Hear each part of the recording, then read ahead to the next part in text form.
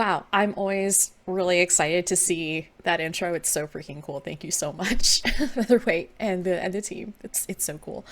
With that, hello again. I am Michelle Rapp. I am running this really delightfully strange and absurd campaign called Queer as Hell, where our players, the Phenomenal Five, have entered the third level of Hell in order to help Greg, a rather schlubby demon, get his mojo back together. And so, with that, also a quick note: we will be taking breaks every hour or so. So if you need to go to use the bathroom, or you're just like, I need to get a drink of water, that's gonna be that's a thing you should do. And then we'll be back. We're kind of contractually obligated to run these ads, but they're also, a nice little breather in between. So definitely go for that. Well, let's go ahead and introduce our cast. We didn't get a chance to get into that last time, so let's start with Cam. Who are you playing? Hi, I'm Cameron, and I'm playing Xylix. He's a fourth level College of Lore bard, for those of you who are into that kind of thing. He specializes in interior spaces. Always a good thing, especially on this team, and especially given what we've seen so far. Have you considered having less? No. Greg says no. That is something we'll be addressing this episode, so we'll see how successful Xylix is. Next, we have Tappy. Who are you playing, and what instrument do you have? Hi, yes, I am playing Clarissa, the top tiefling synfluencer on such media outlets as Pentagram and Bitter. If you want to follow her accounts, I have been posting a bunch of silly cosplay pictures on Instagram and Twitter. Her accounts are Tiefling, spelled Teafling, _ time. So you can follow those, you can interact with them. They'll give us bonuses in the campaign, and also you can see me when I was dressed up. She is obviously an ambitious young tiefling influencer. She's also really happy to be here because her mom and Xylix is Xylix is her uncle, and her mother and Xylix have some deep bad blood, and she's determined to find out what happened there. So I mean, the fact that your family runs the infernal equivalent of Uline is not necessarily also a good thing. Our family would be deeply ashamed of us right now.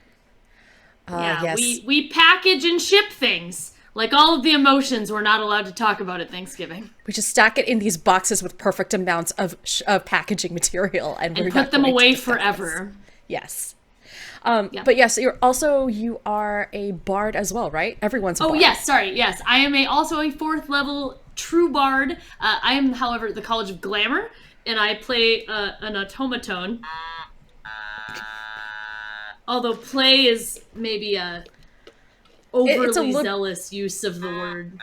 It's a very generous, I mean, I can't deny the talent. With that,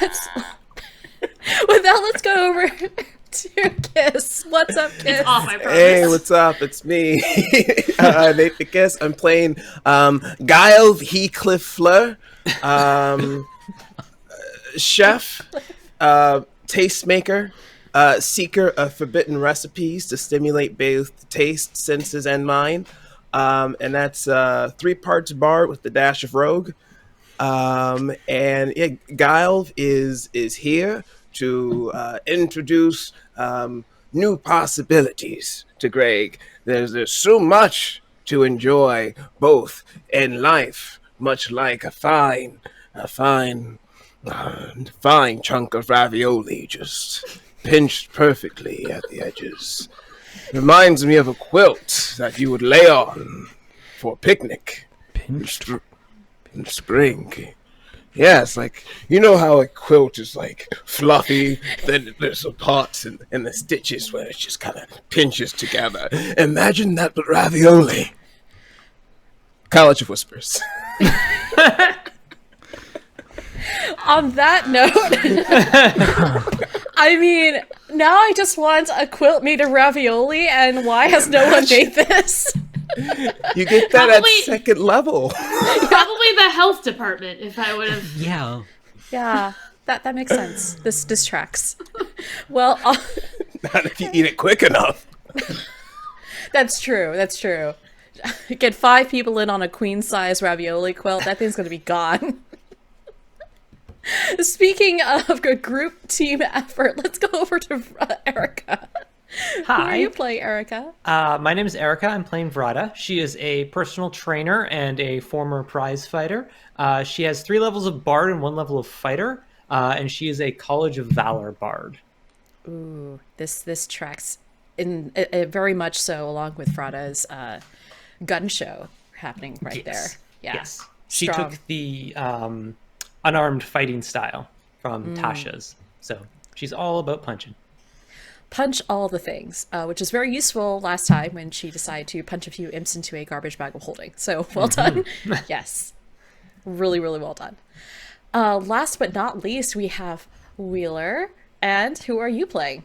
Hi, I'm Wheeler. I'm playing Palm. He's a old, gay, glamorous elephant, Loxodon specifically.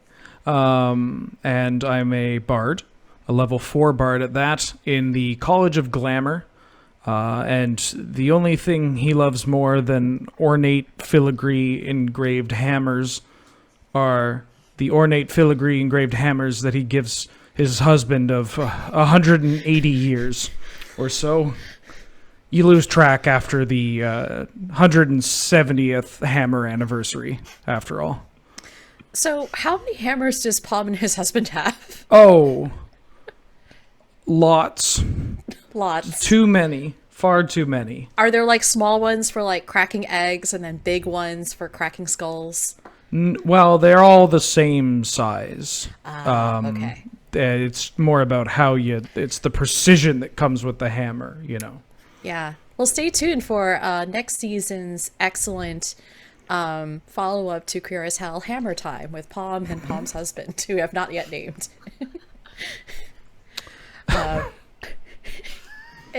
Sorry, didn't mean to call you out there, Wheeler.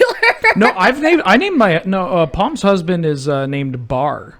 Bar, right. Yeah, but we so- weren't supposed to talk about Hammer Time until after episode 3. Oh, sorry. It's Yeah. okay. Oh my! I really spilled those beans. They're everywhere. All those beans. The hammer beans. Hammer beans. Oh, that's a goodness. horrible word to will into the world.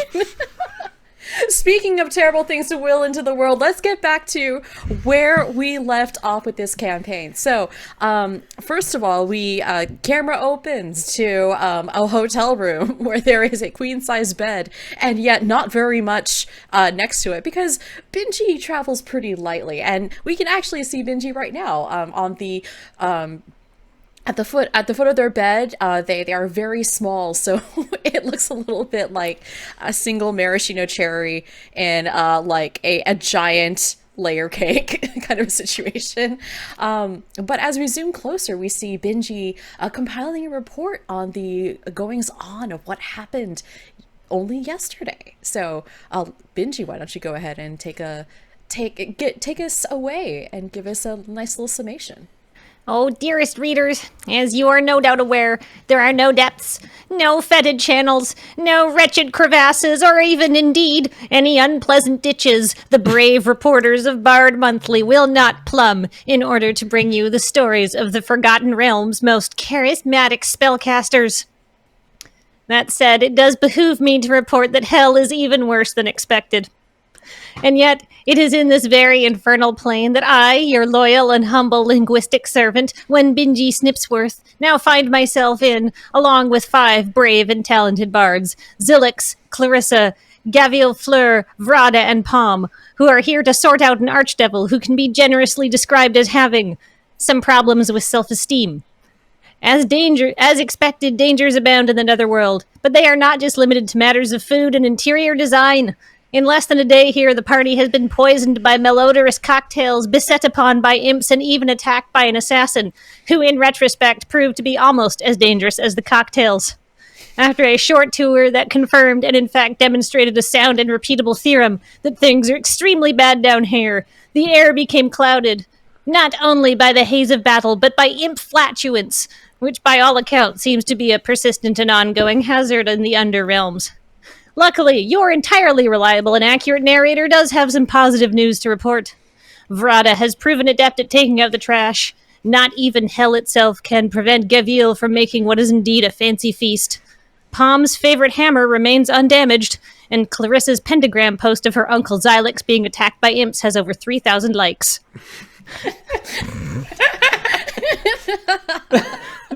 What terrible and adjective-laden fate awaits the Phenomenal Five today? We shall have to find out. So as as Benji finishes their little written report and posts it with a willing messenger imp as it flaps away to the main offices of Bard Monthly, open the material plane, we follow the Phenomenal Five as they are invited down to the ballroom, the main ballroom that is in the Prince's Palace, the casino in which they are staying, that is owned by Greg and his daughter, and also helped run by his daughter Annie and his accountant Pedanterax. And so the five of you make your way down. You are once again in the in the golden but tarnished elevator with the dirty windows and the bongo ZZZ ad running in the background. You step off and you find yourself in the ballroom. Could be in better shape, as with everything in this poor casino. The various panels that are used to sort of like subdivide this room are stained with God knows what. It looks like some kind of mixture of mold and moisture stains. And in the center, on a rather rickety looking like table that's made out of, maybe it's marble, maybe it's plywood, maybe it's a strange combination of both. It's laden with basically fast food sandwiches, fast food breakfast sandwiches, and iced coffees. And Pedanterax, you all walk into the room together, and you immediately see Pedanterax, aka Dan, standing there having a bit of a discussion with Greg, while a few other souls come in ferrying more breakfast sandwiches. And as Greg starts to look, it looks almost like he's arguing with Dan a little bit. I just don't see why we have to cancel anything, Dan. I just, the wedding's this weekend, and we've got a couple more days to get a talks. It seems like perfectly reasonable. I don't see why a couple of death, brushes with death shouldn't have to scare me. Have you had this croissant double-decker sandwich? It's so good. He just unwraps it and just sticks it in his mouth. There's like croissant flakes everywhere. Sir, with all due respect, one or two assassination reports is to be expected in hell, but this has now been 3 in short order, and I am concerned. Well, that's right, but, it's not a big deal. Even if I do somehow get taken care of, so to speak, one, it's hell. It's not like this is a big deal. I could just come back. Someone could summon me back. But also, Sir. What? Stuffs another, croissant sandwich in his mouth, more crumbs. Sir, Grease. please, we need you around here. I think that you should investigate this. This has me and the other employees concerned. You know what? He puts down what looks like his 10th Frappuccino of the morning. Dan, I understand what you're going through, and I appreciate everything you're doing for me, but my daughter is in love, and love is a wonderful thing, and I've got some pretty great backup here, and I've got you. We can at least save this until after the wedding. We've got some contracts on the line. Gotta make sure that, this takes off before we... Just don't worry about it. Just don't worry about it. Oh, yes. I just love putting everything on the line because of your daughter, who's clearly helped out so much around the... you know what? I probably have some things to deal with. Wait, do you need me to sign anything? I know you always ask me to sign things. I think I can sign some more stuff. I don't know. Do you need it in blood again? We got a shipment of napkins this morning. sign for that if you'd like. Oh, okay. All right. Yeah, I like signing for things. They make me feel important. He, once again takes his finger, pricks his finger on his horn, and, in his own blood and trailing some breakfast sausage grease, signs for the shipment of napkins across his contract. Ah, always love doing this. It's so potent every time we sign a contract here. You know that? We do take it seriously. Yes. Ah, I see that my new friends have arrived.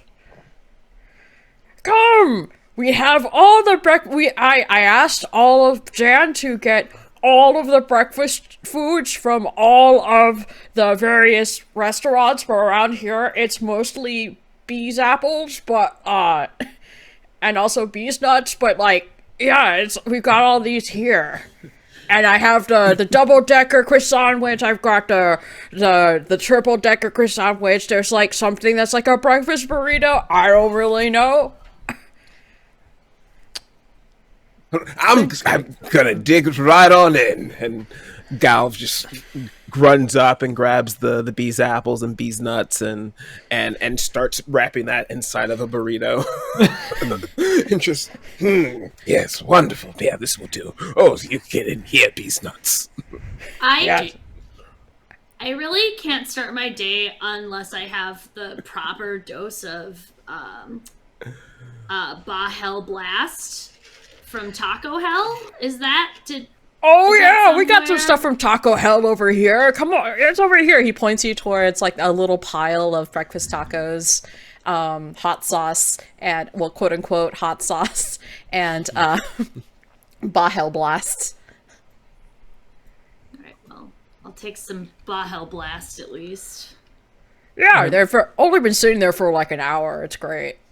I'm sorry. After Gael took the bees nuts, there are only 2 left, and I don't want to be the greedy Gus in the room. Does anyone mind if I have both of bees nuts? I had all of that before. In fact, I also got these salted caramel frappuccinos if anyone wants any of those, but I ate all of. Go for it. More for Palm. I eat both of them at the exact same time.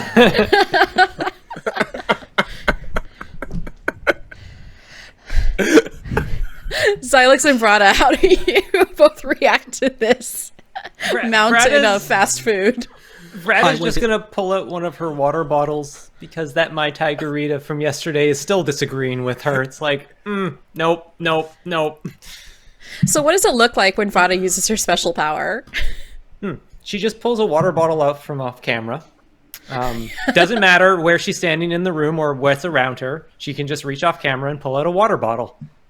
Yep, that is Brada's power. And does you get anyone else any water, or is it just you? Anyone? No. The water in this water bottle is go. like sparkling and pure. It's not like sparkling water; it's flat water, but it's like clearly magical in some way. So, they were really dry. I should have licked them first. I'm with Gael. Both of these nuts in my mouth. I need something to wash them down. There you go.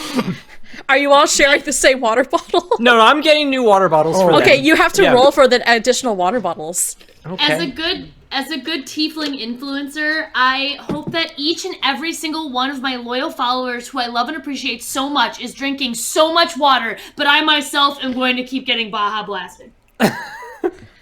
Hashtag do what I say, not as I do. All right, Erica, you've got to beat a DC 11 in order to so just roll a d20 and let me know what you got.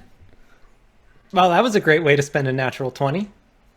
You not only grab one water bottle, natural 20, you grab 3 additional water bottles from the plane that you grab these from. Here you go. This is the Yeah, best put some water. on the table. This is the best water I've ever had. It's like so full of electrolytes and wonderful. And everyone who has a bottle of water from Brada, go ahead and give yourself 5 temporary hit points. I shall. Excellent. very refreshing. Yeah, it is possibly the nicest thing you have seen in this hotel the entire time you've been here. Xylix, how are you doing? I already ate, thank you. Okay. So, Benji walks up to you, Xylix, with what looks like the schedule for the week. So you all arrived basically what looks like on a Monday, and this is now a Tuesday. The wedding's on Saturday. And as you look down, Xylix, you see that Benji gives you all like a copy of the schedule. So basically, for the rest of this week, you should be basically each of you will be taking turns, essentially taking Greg off to essentially improve the part of life that you are best an expert at. So you won't be separated, but each one of you will be taking point for the day as far as whatever escapades you're taking Greg upon. And in the meantime, you see Greg over there. He's just sitting on the floor surrounded by more croissantwiches and empty cups of coffee, of iced coffee. So, Xylix, you see that you're up first, and today is your day. So, yeah, Xylix, right. what do you do? I think we gotta assemble the bongo symphony. Oh, okay. All right. All right. Yeah. So you let Greg know this, and Greg's like, "Oh, you want to go back downstairs to talk to the bongo group? I would love that. All right, let's do it." So And like as we're doing that, I just kind of like take a mental catalog of the decor and like how many layers of redecorating this place has gone through. Can we actually like strip the paint on this place and take it down to the bones and build it back up? Is there anything like salvageable here? why don't you give me an insight check? All right. 10. Okay, so it's not too hard to see that there's actually been no effort to renovate or redecorate this place since its inception. So in terms of actually like taking things down and whatnot, you were not going to have to fight through a bunch of layers of paint or unearth like some strange combination of, say, like tiki plus like fake Roman stuff. Like it's just the tiki stuff, and whatever else is here in the casino. So basically, yeah, it's not going to be too difficult, but you're not entirely certain it's going to be as easy. While like, yeah, there hasn't been a lot of renovations, it's just that this whole place has been not touched for such a long time and also covered in so many layers of greasy despair that it's going to take a long time just to fight through that, if that makes any sense. Okay. And also, are there any like photographs of it in better days, like when it was first opened? So yeah, as you walk along, as Greg walks you like through the casino, and I'm guessing all of you are following, you see on the wall there's like some photos of like the better days of the Prince's Palace. So you see basically Greg in the exact same like handshake and thumbs up position that you see from businessmen back in the 50s, where you see it's the exact same thing in different places around the casino with different people. So you see some like a really good looking, the original golden beholder shaking an eye tentacle with like Greg, and you see in the background that the tiki bar was once this beautiful lush place with, you can tell, real plants. And then you can see another picture of Fiona herself with Greg in the same position, of course, like thumbs up and smile. And they're in the casino area and so on and so forth. So yeah, there's a bunch of different photos of just like views, the way that the windows used to look when they were clean, the way that even the penthouse, like there's one what was clearly meant to be a glamour shot of Greg lounging in a chair up on the penthouse back when it was like not as messed up as it is now, but he's just giving the exact same two thumbs up and a grin that he was giving in every other photo. Okay. I am generating ideas of what to do. Excellent. And as you know, you have the budget and the opportunity to like go shop at any of the interior decorating places in this level of hell. So if you need to head out like and do things, that is Good a to thing that know. you can absolutely accomplish. So yeah, Greg takes you down and you walk past all of these photos with him in the exact same pose down to the tiki bar in the basement. And you see Actually- that yeah, go ahead. One more question. Does he have Yeah. any pictures of himself as before he was the owner of the Prince's Palace? Does he have any photos of himself as the warlord he used to be? Go ahead and make I guess, an investigation or an insight check. Or no, actually, no, make a perception or an insight check.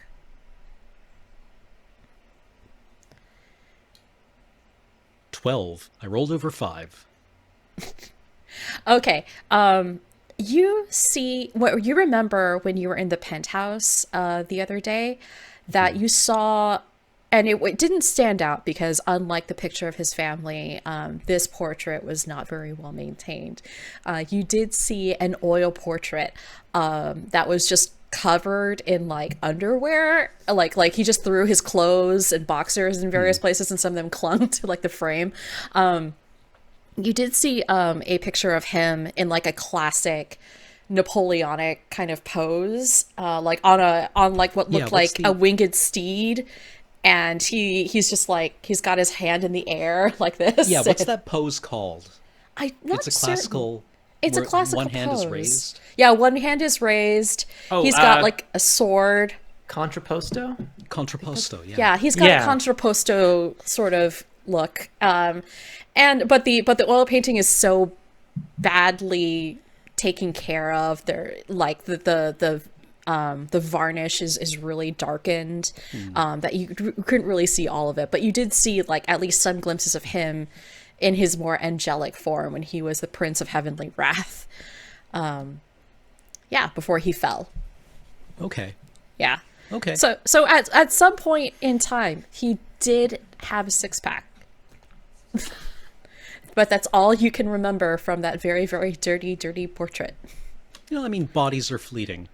Dignity, however, Is also fleeting. it's Evidently. also fleeting. Easier to excavate. Let's assemble the bongo symphony and see what they got, actually. All right, so you head downstairs to the tiki bar, and Greg comes over and he's just like, "Hey, everybody, let's it looks like we've got another audience for all of you. So I know that this isn't on the union schedule, but I'm willing to pay extra overtime. And if you just like knock out a couple of numbers, this would be fantastic." And Hashtag yeah, Union Strong. and the I mean, pay the people. yeah. Oh no, we definitely pay them. That's not really the issue. The issue is just, we sometimes they just need to give them a heads up. But so it looks like everyone's, and you see like all the souls who are in the bongo orchestra just kind of like once again in their listlessness, like some of them again are like drifting towards the ceiling. You see a few of them sharing a picture of my tigeritas. The Roomba that you saw the other day, Clarissa, is still like bumping into the bar. But yeah, the conductor walks over and he's just like, sure, let me talk to the head of the union now. Yeah, hey, is it okay? We got some overtime, so like we can do this, right? Oh, Kathleen. Yeah. Sorry, my No worries, it's microphone all was good. muted because I was working very hard behind the bar. Yeah, we can queue up some numbers. What about the inevitable thundering rush of 1,000 bongos crushing your eardrums? The boys and girls love that one. Is that up to your taste? I love that one. Yeah, I'm. All right. Show me what you got. All right. All of y'all make Constitution saving throws. And keep in mind, you can give each other bardic if you want. Oh no. Yeah, I'm gonna give Palm bardic inspiration. Is that a seagull? Sorry, I thought I heard a seagull for a hot second. I think that's a bongo. I was gonna say, are you sure it wasn't an out of tune bongo? That might have been not a tune bongo. My bad. Out of game, I was like, is there a seagull? What the heck? Cool. All right. So, did anyone get below a 10? Oh. I rolled a 5. I may have rolled a 9.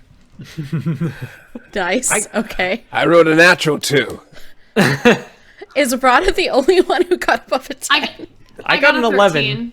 Yeah. Okay, you got 11 and got 13. Okay, so Xylix, Pop, and Kyle, you take 3 concussive damage from this wonderful and chaotic bongo symphony. Can I have a quick aside with Benji? Benji is here for you, Clarissa. What's up? I would just like everyone to know that I was the one who said we should burn all the bongos, and the bongos are not burned, and none of this is my fault. Noted. All right. Well, I finished barfing up blood, and then do any of these people know what to do with a bongo? Do they have the least idea? I think that based upon... go ahead and make a perception check for me. With advantage. 25. Oh, wait, hold on. Advantage? Let's roll it again. No, 25 is still the best. All right. With the 25, you look upon the sea of over 500 souls wielding bongos in front of you, jamming away, doing Lord knows what. And you get the impression that, save for one of them who clearly knows how to play the bongos in the front, the other 490 something generally get the idea that a bongo is something that you hit very loudly and very, very fast and in different rhythms. Sometimes you can hit the top. Sometimes you hit the sides. Occasionally you hit the bottom. Sometimes you do this all at the same time. Sometimes you hit other people's bongos. Very experimental. All right. Yes. Let's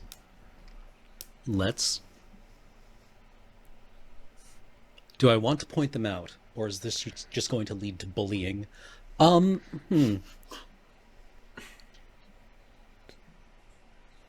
You. I point at them. Come up here, please. Yeah. The entire orchestra points at themselves and says, "Me?" I point at the one that I mean, and I use, I'm going to use thaumaturgy. Okay, cool. Describe what So, you do. Indicate the one. Is this the one that actually knows how to play bongos? The one who actually knows how to play bongos. Yeah, so this one person who, the soul who is wearing what looks like a black beret, floats up next to you and says, "Sup?" Who taught you how to play? Where'd you learn how to do that? Well, you know how they say, in my past life I was known as Terrence Scat. I was the best bongo player in the material plane until I made a deal with Greg here to be even better at the bongos, and then I tripped and fell into a bunch of knives, and so that's how I'm here. Basically, okay, aside here. Yes. Or do I want to say this to Benji? Yeah, let's say this to Benji. My plan here is to let Greg be good cop, because what he desperately wants to be, but he needs to also instill discipline and drive and a need to improve onto these people, because they're also his staff. They need to be invested in this place, and Greg should know how to lead. I think Greg still does know how to lead. I wish I had your faith, Xylix. Hey, what's up? What's going on? Hey, Terrence, how's it going? Hey, man, it's good to see you. Plays a little bongo riff. Okay, how do I want to play this?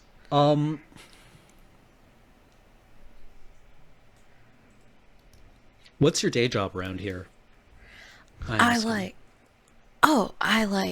play the bongos, and then sometimes I like to stick my feet in the squid pool, and then I play for the squid, and the squid and I like jam, and it's like super great. Yeah. Okay.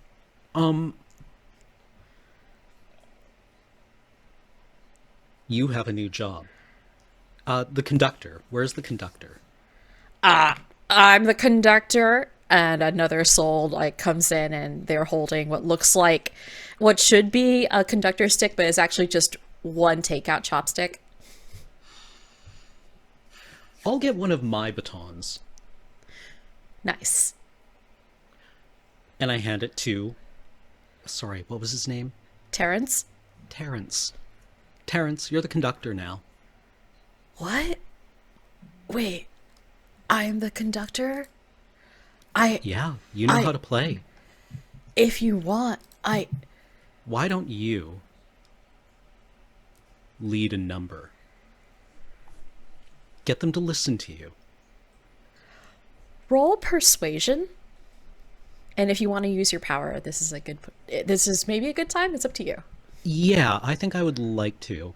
Go for it. I'm going to use my tough love. Xylix's special ability is tough love, which basically gives him a basically bardic inspiration to any persuasion roll. That would be a 20. With a dirty 20, Terrence looks at you. He looks at the baton. He looks at you again. He reverently puts aside his bongos and he says, "Man, when they told me that I'd make a deal with the devil, they never said that I would end up learning something as a result. And I guess this is where I am, man. Thank you. I'm gonna go lead this orchestra to become the best it can be." And he turns around and is like, and in a completely different tone of voice says, "All right, let's go ahead. Let's go. Everybody get your bongos. I've been putting up with your sloppiness long enough. Let's get this going." And the other souls start drifting down from the ceiling like, "What? Is that Terrence? Like, he's usually so chill. I don't understand." "Well, I just think I know how to play these things, and for a long time, I just let my own problems obscure the fact that y'all were doing a really bad job, but I'm just gonna, you know what, just pick up your bongos and follow my lead." And I'm gonna go ahead and roll a performance check now for the bongo orchestra. Okay. And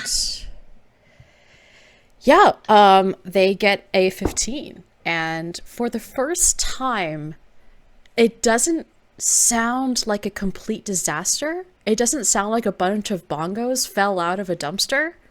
It actually, there you can feel that there's like a bit of a swell and a little bit of like a crescendo and then a diminuendo. And Terrence, for the first time, he starts like pointing out people and trying to motivate them. It's like a real trip. And Okay. Greg looks at you and he's like, "How did you do that? I thought that the previous work was great, but like, how?" Find the skilled people and give them jobs. Also, you have a new job. If anyone comes to you complaining about Terrence, you have to be meaner than him. They can't go around the people in your leadership positions to get to you and expect you to be soft. "But I don't like being mean.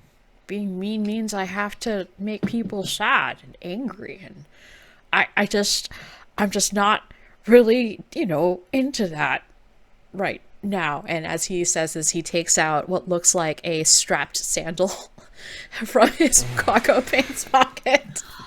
Greg. When you were leading armies, were I you wa- being mean to the people under your command? I mean, it's different when you've got like divine right on your side, you know? Like, sure, I led thousands of angels and then thousands of rebelling angels, but like, you know, we all had a common purpose, and you know, like I just that was a long time ago. I Didn't it make you feel good? yeah.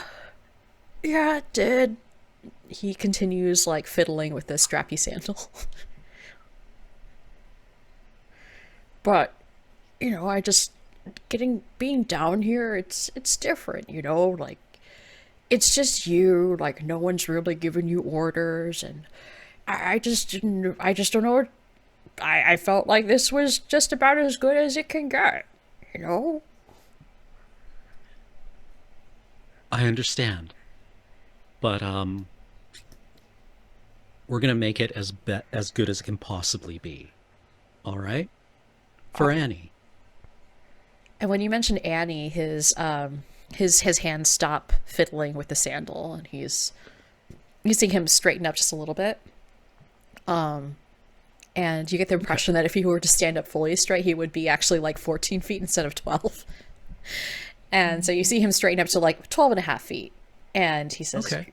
"Oh, yeah, for Annie, because you think that this would help her?" I think we're gonna find out what the best way for you to help Annie is. Okay. All right? All right. I would do anything for my daughter, so yeah. Okay. Yeah. So I would like to speak to Benji one more time. Benji's coming. Oh no, Xylix, Benji's here. Sorry. Don't move fast. What's up? I'm not sure Greg ever really wanted to be the Marshal of Heavenly Wrath? The Prince of Heavenly Wrath. The Prince of Heavenly Wrath. And we don't always get the jobs that we want, but sometimes you get the ones that we're well suited to. And we're not going to exploit his love of his daughter at all. But what we do need is for him to inspire the people in his hotel. Very wise. Otherwise, we can repaint it, but it's just the same thing's gonna happen. But do you agree with the repainting then? Excellent, good. Clearly. Yeah, so Greg kind of as you had your little aside with Benji, you know, you turn around and Greg's just sort of standing there tapping his toe to the bongo orchestra, which is not something that was possible to do before because there was no actual rhythm. And you see him like kind of mulling over and thinking about what you said, and you see him walk over to Terrence as they finish what looks like a rehearsal for another piece, and you see him put a hand on Terrence's shoulder, and Terrence's little beret head turns around, and Greg says, "All right, you're doing a good job. Keep it up. And you know, we'll make sure that you get a pay bump for this. But I guess I should be checking in, maybe with you, in the future." And Terrence says, "Yeah, I think that would be real cool, man." The conductor was also the shop steward, right? The former one? The former one was his own person. The bartender is still in the tiki bar. I was just polishing looking, like, a if glass. they have a union rep or somebody here. They do who's have a like- union rep. Yeah, okay, the union yeah. rep is part of the bongo orchestra. He is not the conductor. Well, in that case, like, I just want to see if we can maybe negotiate to, once they're finished rehearsing, maybe some of them do some work. Maybe they mop something. Maybe so- they start with their boss's penthouse. So do you approach the union rep? Yeah. Okay. Hey, what's up? I'm assuming I'm playing the union rep. So, like, I don't actually know how to roleplay this, but I would like to negotiate to see if they can put in, like, maybe 2 hours of work after a fruitful practice. I would say roll persuasion. Okay. Mention that you'll give them a pizza party or like bring donuts in.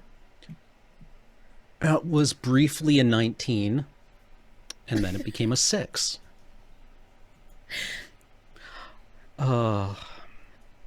Do you want to use your power? Yeah, I would. Okay, go for it. Let's see if we can get it above a 10. Xylix needs a new sword of wounding.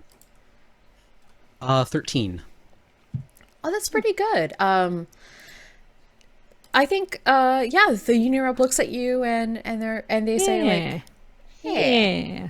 Yeah, you know what? Things are sounding pretty good. I haven't. I can tell we're trying to play Coldplay's Clocks, which is not something I've been able to say for several hundred years. I knew that song came from somewhere. I finally know if I'm the cure or I'm the disease. And yeah, I think I may be a spirit, but I feel a little lifted by the power of music. Yeah, you can get 2 hours out of us. I also heard your cousin mention something about donuts. Your niece. I'll just elbow Xylix just, straight into the sternum. Yeah, My yeah. niece did. Clarissa did yeah. suggest that, yes. Greg We walks can up and talk is about like, that. Greg comes up and he says, "Hey, so it seems like you're working something out here with the union. That's pretty awesome. I never thought about negotiating with you before." Well, yeah. We'll clean the penthouse if we can get, some of the pink ones with the sprinkles. Yeah, and some apple What do you fritters. think, Greg? I think, let's do it. But he also looks at you, Xylix, and he remembers what you just said before, and he says, "But not every time. I think donuts are sometimes food, and maybe we can do things like maybe once a month if you do a good job, maybe more donuts. Is that okay?" He looks at Xylix and Clarissa and he's like, "Did I do that okay?" It's like we're full on like Timon and Pumbaa back here. So you're saying we get more donuts later? Deal. Oh my, wow. So Greg turns around, he looks at both, he like hunches down and next to Xylix and Clarissa's like, "Oh my gosh, I've never thought about actually using donuts as like a method of negotiation before, and this is amazing. They're gonna clean of their own volition." Well, I mean, they're being paid, so Yeah. it's like volition is they're in hell, Greg. They're in hell. Oh, that's true. That's true. But at least they can be in clean hell now. Yeah. Wow.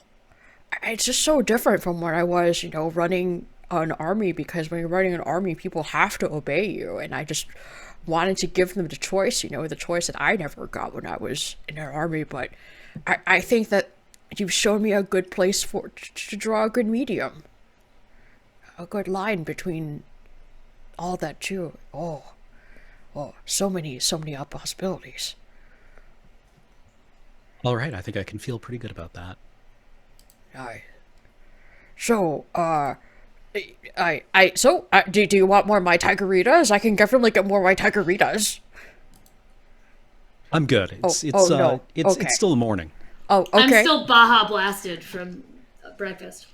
Gotcha. Xylix, was there anything else you wanted to do on this day, on your day? You know what? I'm just gonna be like hanging around in the back, I think, taking stock of like the decor of all the rooms that we go through and just like building an internal map. Gotcha. Yeah, you spend the rest of the time with Greg and the rest of the Phenomenal Five, going through all the rooms of this hotel, basically just getting an idea of like how everything fits together, or in this case doesn't fit together, and you start building in your head like a pretty good idea of like what needs to be done. And as you head back to your room for the night, is Alex the kind of person who would have like a Pinterest or a mood board or something like that? He's got a sketchbook. Cool. So yeah, you start sketching out like all the various ideas that you have, and meanwhile, Greg starts taking this idea of negotiating to heart. Like as he's just sort of mind blown by this idea, and as you walk around, all five of you with Benji, you see like souls starting to actually like pick up dusters and like start taking, you see garbage bags of holding with 500 pounds of garbage being hauled out. And yeah, Greg is just sort of flabbergasted, and he's just standing with a box of donuts, just like, donut? Oh wait, no donut. Not until you take out the garbage. You took out okay, now you get donut. And yeah, well done for your first day, Xylix. And anything else you wanted to do before we take a quick commercial break and head to the second day? I think Xylix has earned a cup of tea. Excellent. So as Xylix enjoys his cup of tea, as the many souls begin to clean the hotel, let's go ahead and take a quick break, and we'll be back in about 5 minutes to see who's up next with Greg. Stay tuned.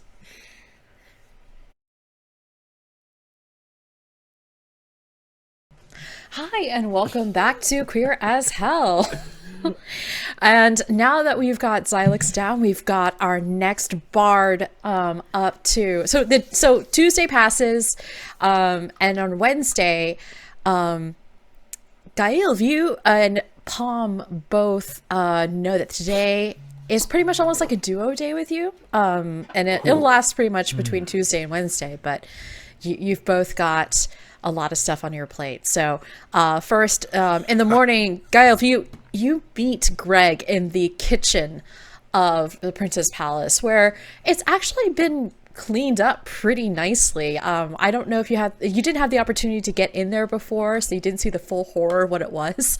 But you're here, and as you ordered the ingredients for Annie's favorite dish, dragon's breath spice cupcakes, are out, and Greg is just staring at them like, it clearly has no idea what's going on. And he sees you walk in, he lights up with the rest of the group, and it's like, oh, if it isn't my favorite tabaxi stuff. That's Greg. If it isn't my favorite Defo Gregory. Oh, you're so fluffy. Oh, yeah. Look at your toe beans. Oh, look at your such great toe beans. Martha told me you had great toe beans, and she was right. She was right. He just kind of floops out. Who's such a good tabaxi? Who's a good tabaxi? Gregory, it's time for business. It's time for business. All right, let's see what we... Are these dragon's breath cupcakes? Yes, so when Benji reached out to me and asked me what I wanted to make to surprise Annie, and just give her a nice little something to let her know I love her. She loves dragon breath spice cupcakes, They're so... I've never baked before, I just ordered them. But wonderful. Her mother used to make them. They were so good. Yeah. Moon silver. The best thing about cooking, Gregory. What? What It is taps into so much. These memories, tastes that you remembered probably on a special occasion that you can bring back, re-invoke to enhance an already grand celebration, just to another level. They say the sense of smell is directly connected to memory. And I think The furthest memory I have is obviously of the first ravioli I've made. The sauce, the seasoning. But this is about you, Gregory. And I think your ravioli should be your own batch of dragon's breast cupcakes. Oh, okay. I never thought, I mean, before I came to hell, I never needed to eat because I was an angel. And I still, I guess, technically don't need to eat technically because I'm a devil, but you know, let's do it. Let's make it happen. That's the best thing about eating. I had a friend who's a construct who doesn't even have a digestive system. He just kind of cookie monsters the thing. It's just fun to get out and eat with friends. You've met the Cookie Monster? I have a cousin who's part Muppet. We'll talk about it later. Oh my goodness, you really must know all the cool people on the material plane. I hear he lives on the Rue de Sesame.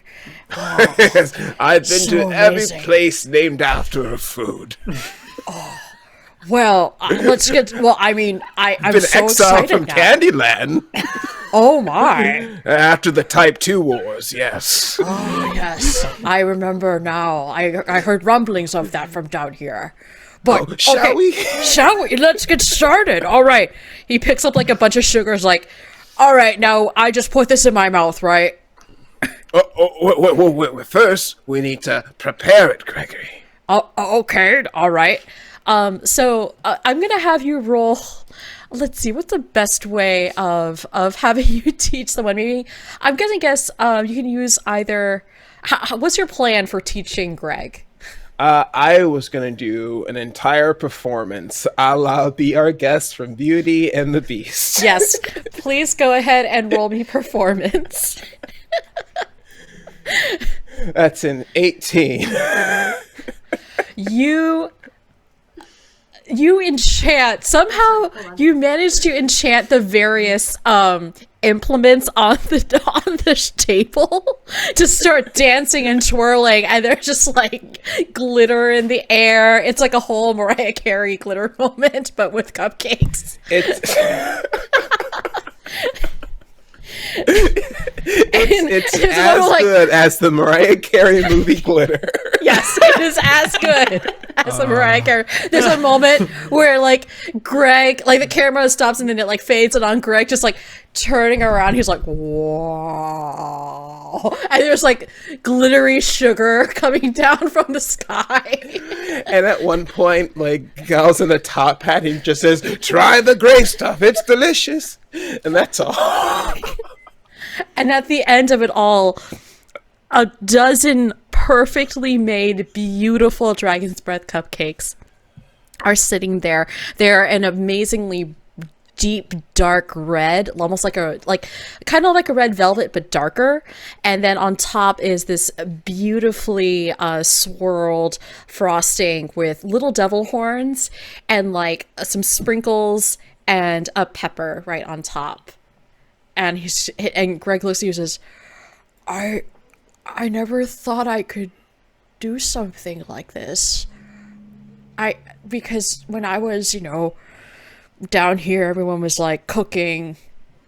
That's for like, lesser, not as important people. And that you should let those folks handle it. But this was so much fun. And do you think it's gonna mean more to Annie that I made these for her? With your help? Gregory. Of course. You can call me Greg. Oh, Greg. Gal grabs a shiny red beetle and just takes like a tiny mallet and just kind of crushes the cell just to get some like little flakes on top of it. And it says, "Let me grab this with my hammer beans." And he just crushes it and sprinkles it on top. I think Annie's gonna love this. Let's go give them to her. And Palm, you've been waiting in the other room with Annie next to you, and Annie's just kind of standing there like, I don't like clearly not certain what's going to happen. I think I heard the word or felt as though somebody thought about hammer beans. so I assume all is going well.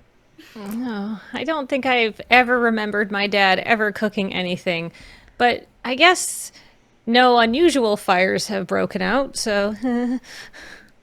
I'm sure it will be fine. It's hell. If something catches on fire, that's, I assume, normal. Normal?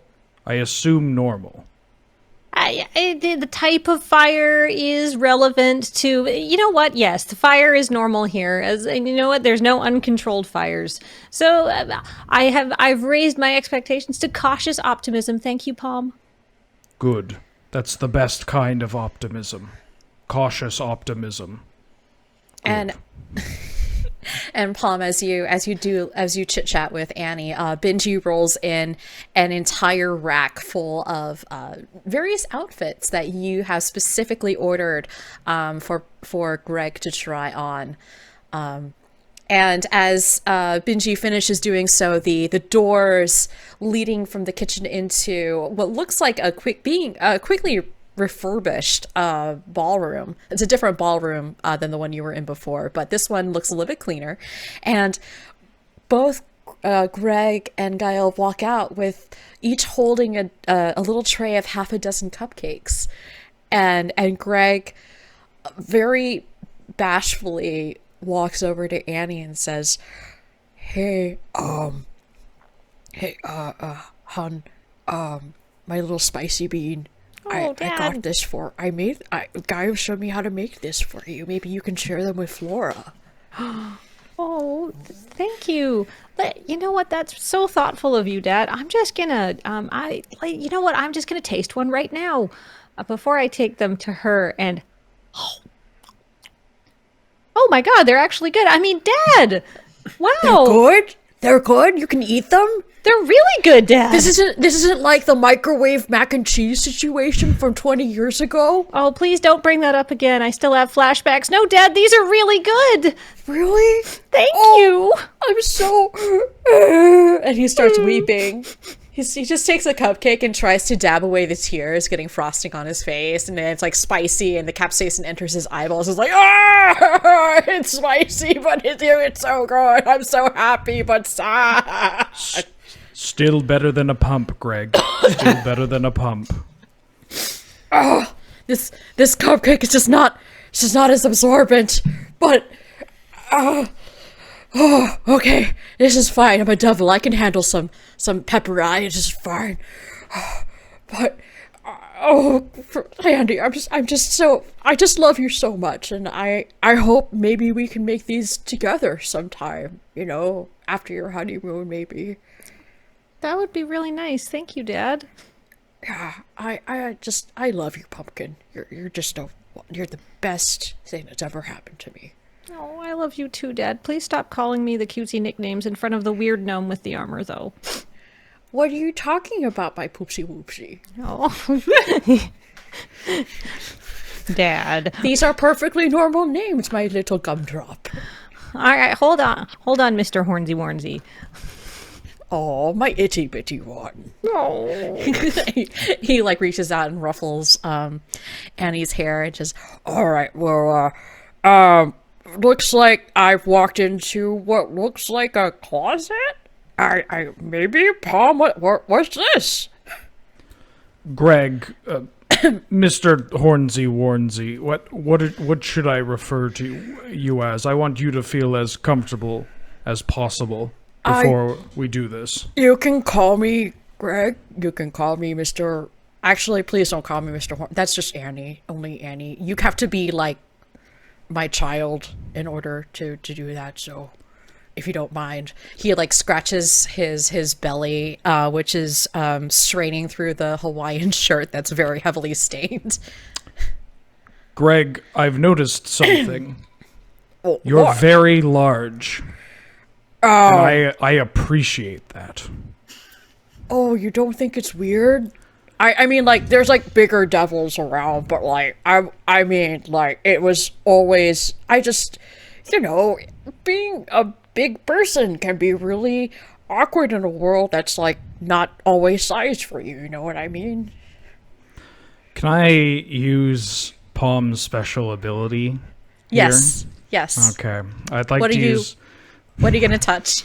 Well, I'm going to use Palm's, the original French trunk special ability. I'm going to kind of put my arm around Greg, touching the Hawaiian shirt he's wearing, and Greg, what if I told you it's just you and me, two very large people here together? You can open up to Palm, me.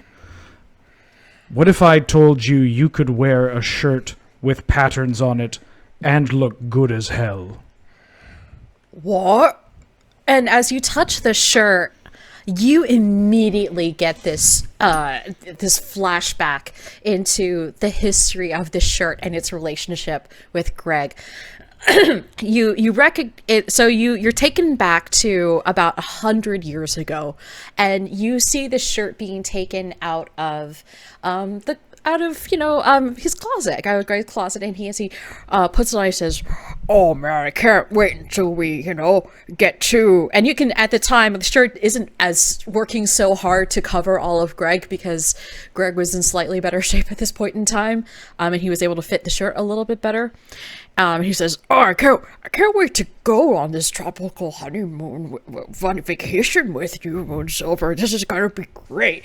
And then he turns around. You see, Moonsilver, this rather gothy, emo-looking elf, standing there, like gently, kind of doing that new parent thing with their newborn, where they just start like bobbing back and forth, like a little bit like a metronome. She says, "Yeah, that would just be so great, and we can explore the caves and maybe introduce Anathoralax into some new infernal experiences. That'd be just so cool." Yeah, I'm just, gosh, you look so beautiful there with your dark Hawaiian themed cape. Moonsilver, you just look so beautiful. I just can't tell you how happy this makes me. And you snap out of the flashback you find yourself, Palm, standing there again with your arm around Greg. And Greg's just like, I don't know. I mean, I appreciate you're also a very large person too. Thank you for helping me not feel as awkward. I just never thought anyone could find this, I didn't think anyone could help make this attractive again. Greg, where I'm from, all of our clothing can become larger or smaller depending on the person or item that it is cloaking. Although that is not just for cloaks. I want to clarify this, Greg. Okay. So you can make my shirt bigger? Greg, I'm not a tailor. Don't be ridiculous. Greg, what I have here is an assortment of beautiful shirts that are not the one that you are currently wearing, and from what I've discovered, which has felt like thousands of years in a single second, quite possibly the only shirt you own. Is this the only shirt you own, Greg? I really need to know this.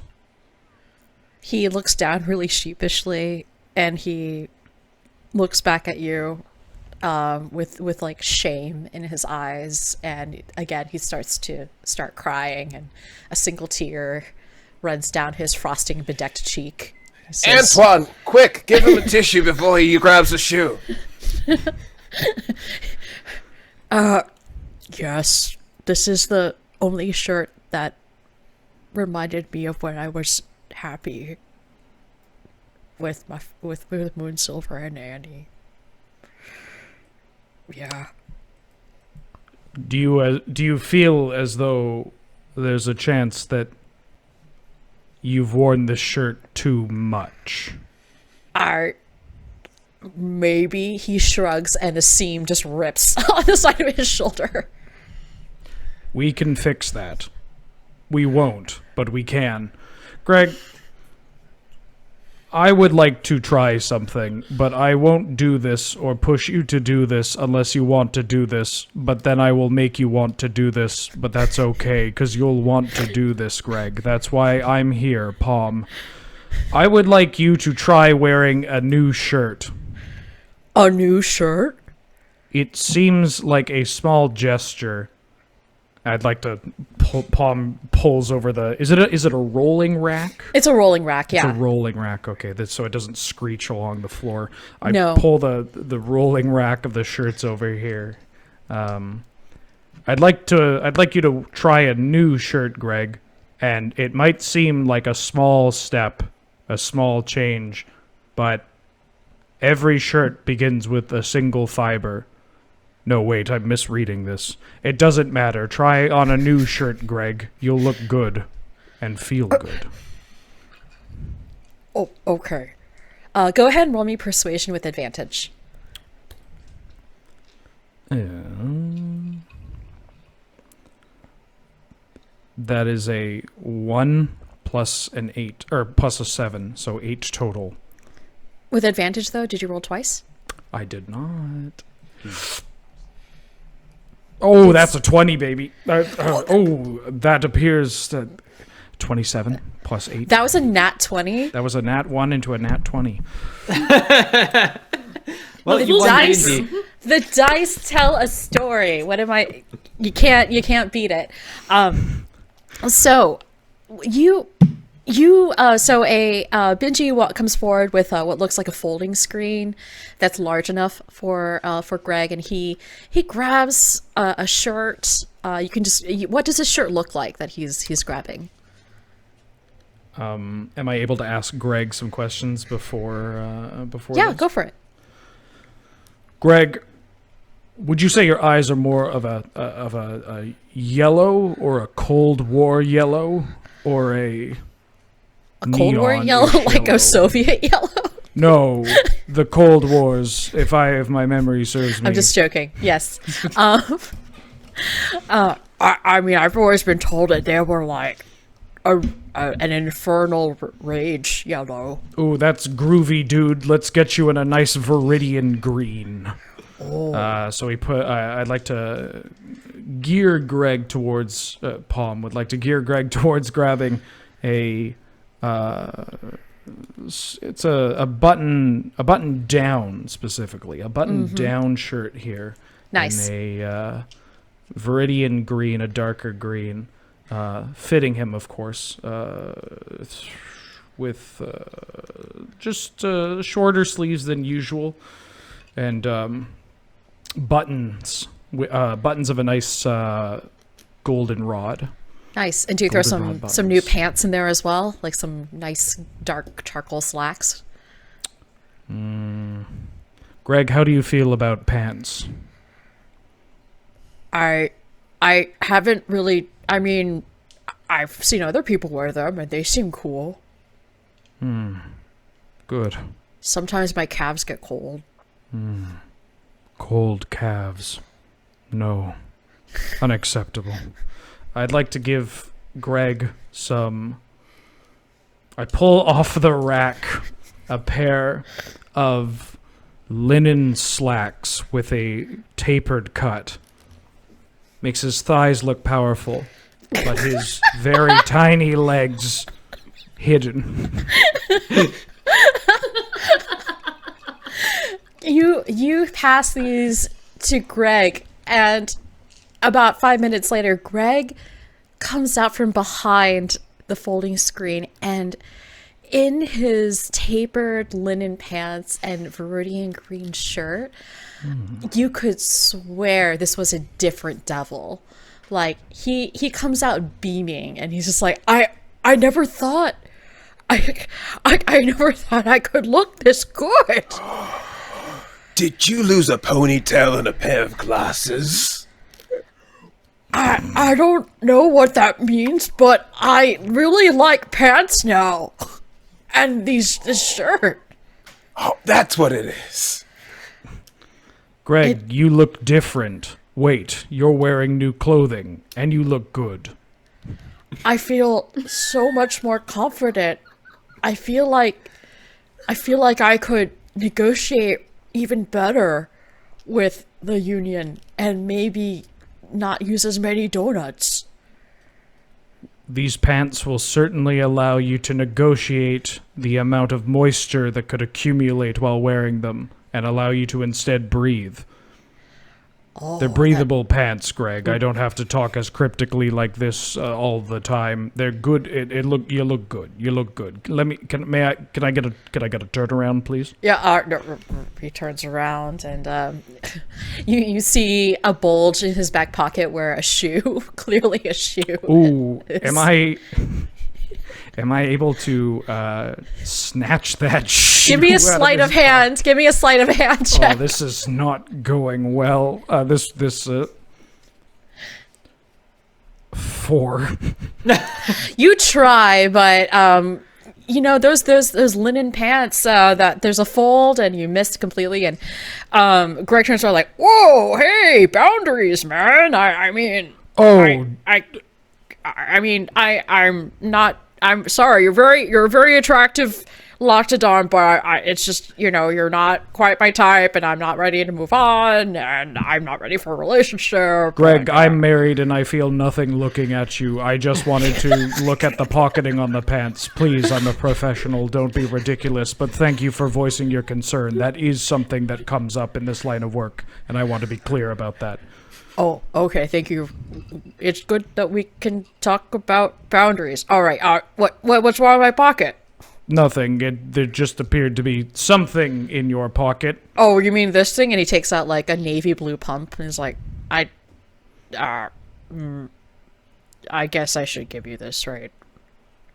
I want you to throw that pump, well, ideally in a garbage can, not anywhere. Garbage can is certainly not as dramatic, but, you know, this place is already kind of dirty. Well, not as much, but I want you to throw out that shoe, Greg. Oh, okay. He heaves a big sigh and then he takes a shoe. He very gently puts it on the ground, and then he straightens back up and he says, "All right, one step at a time."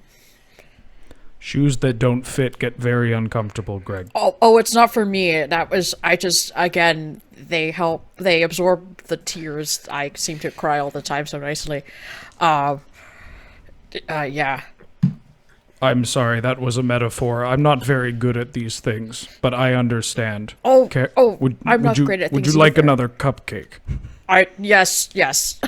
And on that note, you take Greg through the rest of his outfits, and yeah, you have a fantastic afternoon. And all you don't forget, because days are passing, you can go ahead and reset your points and whatnot and your inspiration. So yeah. So Wednesday passes, and yeah, go ahead, Xylix or Cam. I was just wondering what happened to his old shirt.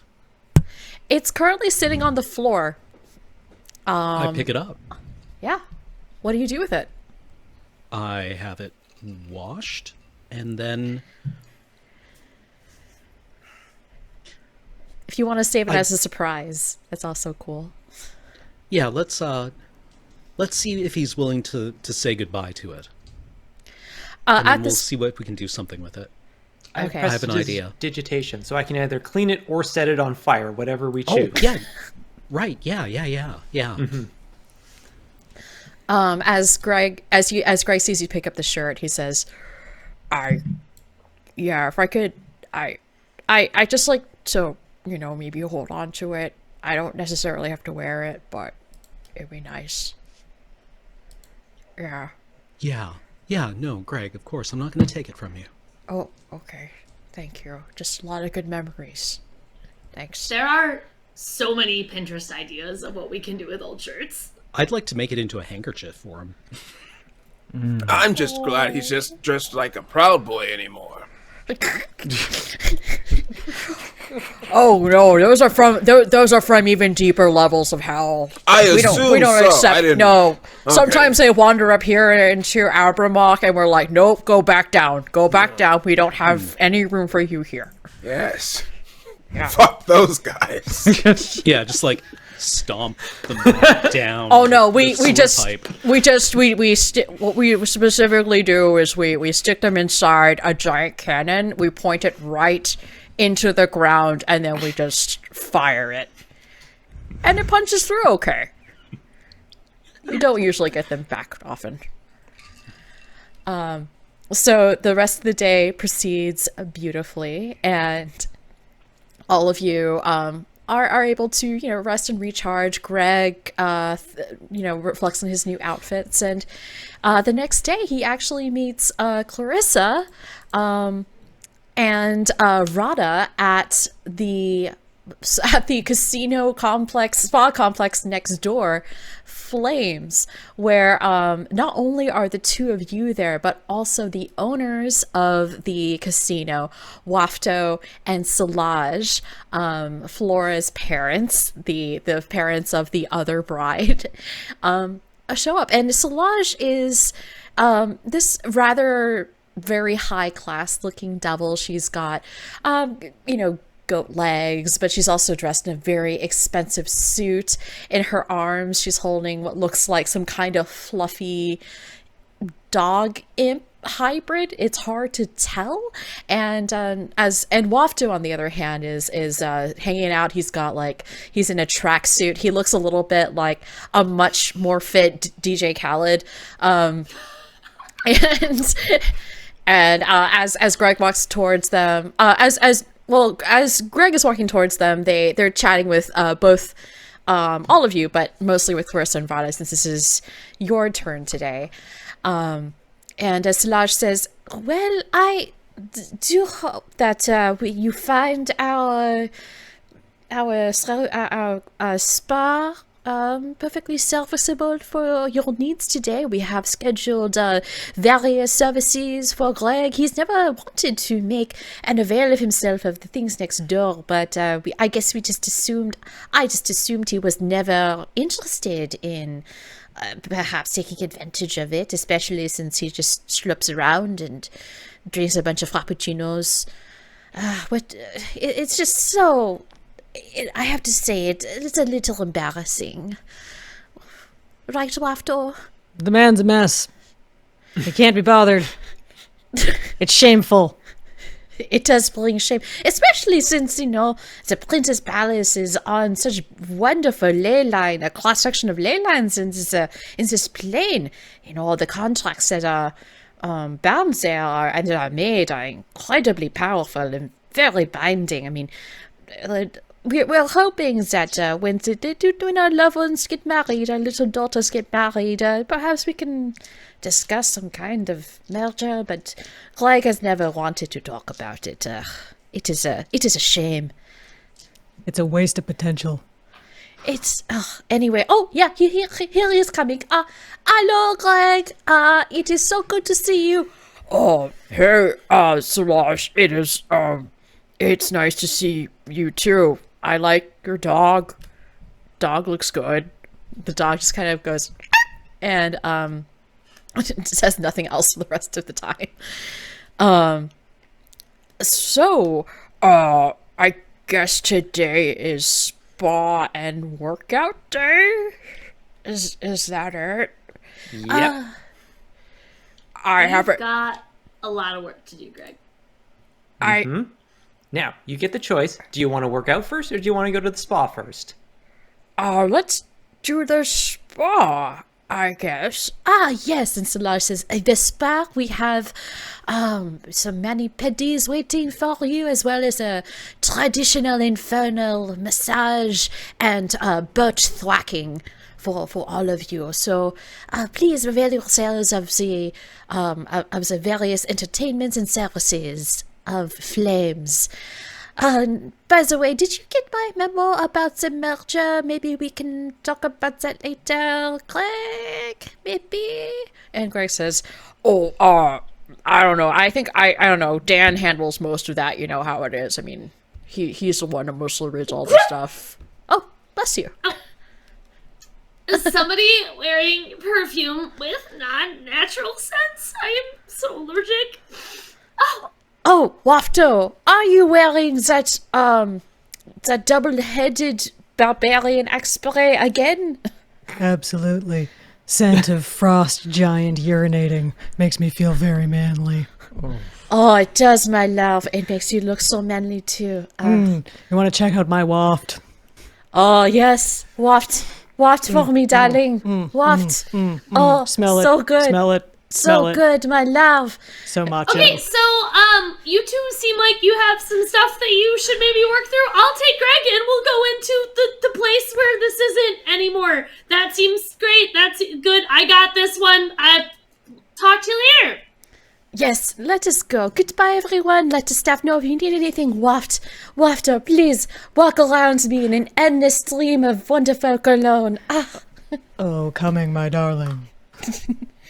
So, Clarissa, you take Greg into Flames, which is this beautiful, like, it's not austere, but it's just sort of a very minimalist marble look. Unlike the themes next door, which are basically tarnished gold and dirty marble, the marble here is kind of accented with these very shiny panes of obsidian and silver.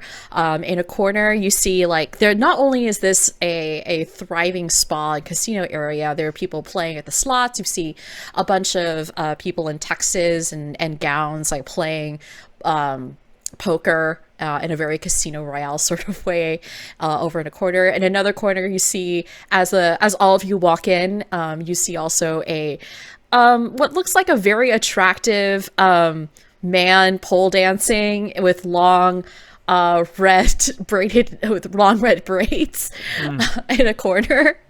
And in another corner, as you walk by, you also see the biggest ruby you have ever seen in your life, with what looks like a possum inside, and the possum is reading through what looks like a stack of legal documents and barking orders at a bunch of imps. That seems like something to... Do you want to approach the possum and the ruby? I do, yes. Oh, okay. And Greg's like, sure. I guess I'll just. I guess I'm gonna file my nails. Okay. No, Greg you're coming with us. Okay. All right. So yeah, you approach this giant ruby with a possum inside. The possum looks like it's actually wearing what looks like a very well-tailored outfit, and it starts making a lot of it writes in a little legal pad and has tiny little spectacles.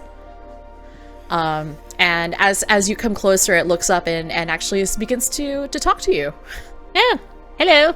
Brian the Squirrel, Esquire. How can I help you? Clarissa, you might know me from all the important influencer medias that, you've probably already known. Please explain to me what you're doing in this, little... In my ruby. faceted ruby prison/office. Well, that is in fact an extraordinarily long story. You see, I am Brian Squirrel Esquire, finest lawyer in the Forgotten Realms, or at least I was when I was alive. And now I am here taking care of some paperwork. Solange has had me draft a contract regarding a merger that she's going to propose, and there are a lot of sub-clauses to work out. And as you hear Brian say this, Wafto and Solange walk by, and Solange says, "As second best lawyer in the Forgotten Realms, right, Wafto?" Yes. Well, it turns out there is one contract I was unable to negotiate, and that was my own. But I think things worked out mostly okay. Still have my pride. And this is the... Go ahead. This is the contract that you want, like, Greg to sign? Greg's supposed to sign this?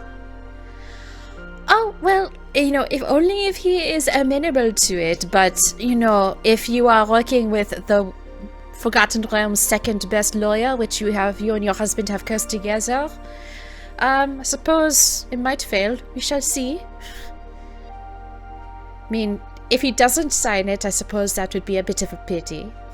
It would be quite a waste of all of the billing hours that I would be able to charge you for if you hadn't have cursed me into this ruby because I tried to double cross you. Well, yes, it turns out if you try to double-cross a married pair of demons, you get double-crossed yourself. Look, I'd met your husband first, and I thought I could get him. I thought that by putting my consciousness into a possum, I could get out of it. And now I'm just a possum. My name is Brian the Squirrel, and I have to explain it a lot. Would you like to hear the story of why I, Brian Squirrel, am in the body of a possum? I have a lot to do, but could I get a copy of whatever you are working on, which I'm sure sounds really important, but I'm like super busy with all this like high material plane stuff you probably wouldn't understand. You know, like the younger generation and whatnot. That's like TikTok and stuff. Like you probably don't even get it. But like, can I just like get like a copy just so that I can have it sent over? I want it checked, just maybe I'll learn something someday, probably, maybe. I suppose if Salaj and Wafto, as my clients and keepers of my immortal soul, trapped in a possum and a ruby in a casino in hell, which is a lot, I could send a copy to you. Do you have a notary working for you? Somebody who could receive this legal document? It's my uncle Xylex. You can just send it straight over to him. Perfect. And I will be, and he will pay the associated fees upon receipt, I assume. Oh, sure, probably, yeah. No, there will be a lot of fees. All right. Yes. Excellent. Yes. Just put it on the contract. It's billable hours, probably. It'll be fine. So Kim can have all of my bardic inspiration text for how to interpret this and get out of it, and/or bill it to Greg. Why do I have a nosebleed? What? I have at least 50 likes on my last 2 Twitter posts, so they've got to amount to something. So, basically, as you ask for another copy of this contract, you see that an imp actually takes a carbon copy and just puts on what looks like a legal courier's hat and just walks over to Xylex and presents it to him and says, That'll be, 1 soul, please. Or not. I mean, I don't know. It's not strictly enforceable. Oh, okay. What? Don't kick me. Don't kick me. Stop it. I'm not going to touch you. Oh, He's only got okay. like 499 souls in a bongo orchestra anyway. It'll be fine. Fine. I guess I'll just tell Brian what happened. And he scampers back, and meanwhile Brian is still writing inside with his ruby and magically sort of passing new legal documents out of it. We got stuff to do. We got this whole gestures to all of Greg. We got stuff to do. Yeah, I guess we got stuff to do. Nice to see you again, Brian. How's it going? No one's cracked you out of that prison yet? Nope, still trapped in a ruby in the body of a possum. It's great. Well, I hope you can make the wedding. Won't, because I'm trapped in a ruby in the body of a possum, but thank you. No worries. We'll see you later. Listen, you're not an effective vector for rabies. Either because you're a possum or trapped in a ruby. Well, either of those things might be true, but... Oh, I'm in hell, literally and figuratively. Alright. But not for rabies! Okay. Clarissa says it as you're like walking backwards, just like finger guns. Finger guns at the guns my way out of yeah. many situations. Alright. Brian continues to be a legal possum inside of Ruby, and you head over to the spa area. I guess Xylex, do you want to read this contract? Can I read this contract? I assume it's the size of a phone book. So the contract you've received is a really big scroll. It is very thick, and if you want, you can make an investigation roll. I give you my bardic inspiration for this day for it. I've got a +4 to investigation. How hard could a legal text possibly be? And, Michelle, I do have, let's check Clarissa's, Twitter account. I don't think that he's gonna need it, because he just rolled a 24. Oh! Well... Xylix, this is a very convoluted contract. It basically stipulates, the gist of it is, as soon as Flora, and it's a proposal for basically a merger between the two casinos, whereas Greg would receive basically a C-level position. However, Silage and Wafto would basically be the main chair people of the board, and they essentially would take the time to completely redo the area and bring the two casinos together as part of, I guess, Flora and Annie's wedding, because of course a wedding a marriage is in itself some kind of contract. So this is essentially sort of the this would take effect pretty much as soon as the two get married. But if they were to not get married, or if anything were to happen to the two of them, or if something happened to Greg, then if you sign this, this whole thing would go forward anyway. So there seems to be a lot of interest on Silage and Wafto's end on trying to essentially get their hands on the very powerful, I guess, property. Ley lines? Yeah. So essentially, it seems like, so yeah, if you want to ask Greg about it, he'll probably tell you more, but it seems like this is a very powerful piece of property. And Greg loves to sign things. Um, So we gotta... As you say that, you look over at Greg as he is getting a mani-pedi, and you see him taking like a little nail polish brush and starting to sign something with it.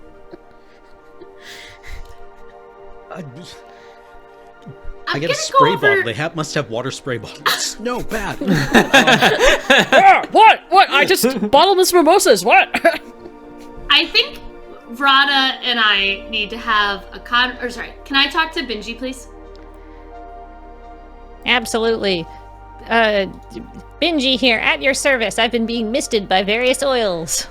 I think Vrada and I need to have a two-on-one conversation with Greg about self-esteem and how we treat ourselves and our name. That seems optimal given what we have just learned in this campaign. Also, like, hashtag branding. Like, obviously, like, dude needs some help.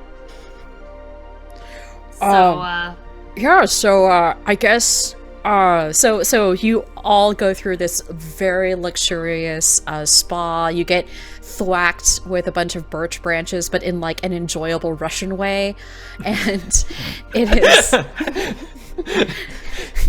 Oh, I might go back for that later. That was great. Oh. Oh yeah, it was really fantastic. And as you come out, Clarissa, you find yourself sitting Greg down for what looks like perhaps maybe like a haircut, or maybe like just some general facial grooming. As you look upon his face, you see learning like how this... to take a shower, maybe. Well, as you look at his face, you realize that Greg has not moisturized in over 3 millennia. Oh, and the dry air down here. Oh. What? What's wrong? He smiles at you, 1,000 crinkles. It looks like that scene from like the Sahara Desert, or like the salt flats, like just crackling across his face. All right, Greg, you and I are gonna have a talk. Yeah. Sure. What's up? So, we're just gonna cut to the chase. We don't have a lot of time here. There's a lot of stuff going on. Life's coming at you really fast. Let's just cut to it. You do not feel good about yourself. And it's obvious to everyone, including yourself. And it's obviously weighing on you. I guess so.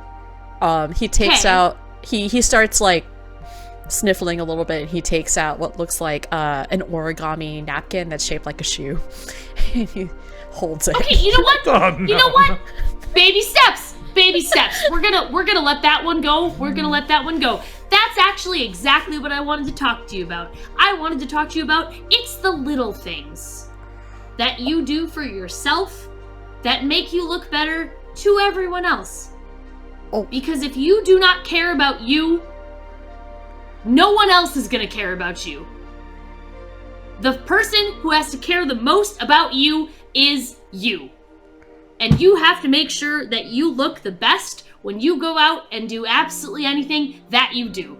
Greg, when was the last time you cared about the way that you looked? Or the way that you felt? I guess when I first, when Annie was born, I guess, you know, when I held her in my large devil hands, I felt this moment of just joy, you know, like, I felt maybe this is a chance to make myself better for Annie.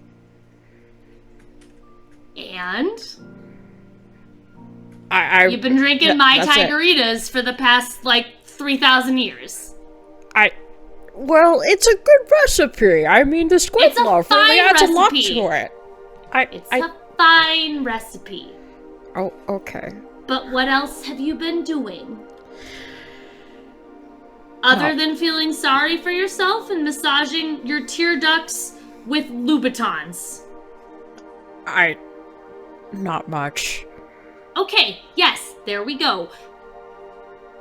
If you're not gonna care about yourself and how you feel, how are other people gonna care about it? It's also not Annie's job to make sure that you feel good about yourself. You have to make sure that you feel good about yourself. So you should treat yourself better. You're right. I shouldn't. It's called hashtag branding. What's your thing? What's your thing, Greg? Let's pick your thing.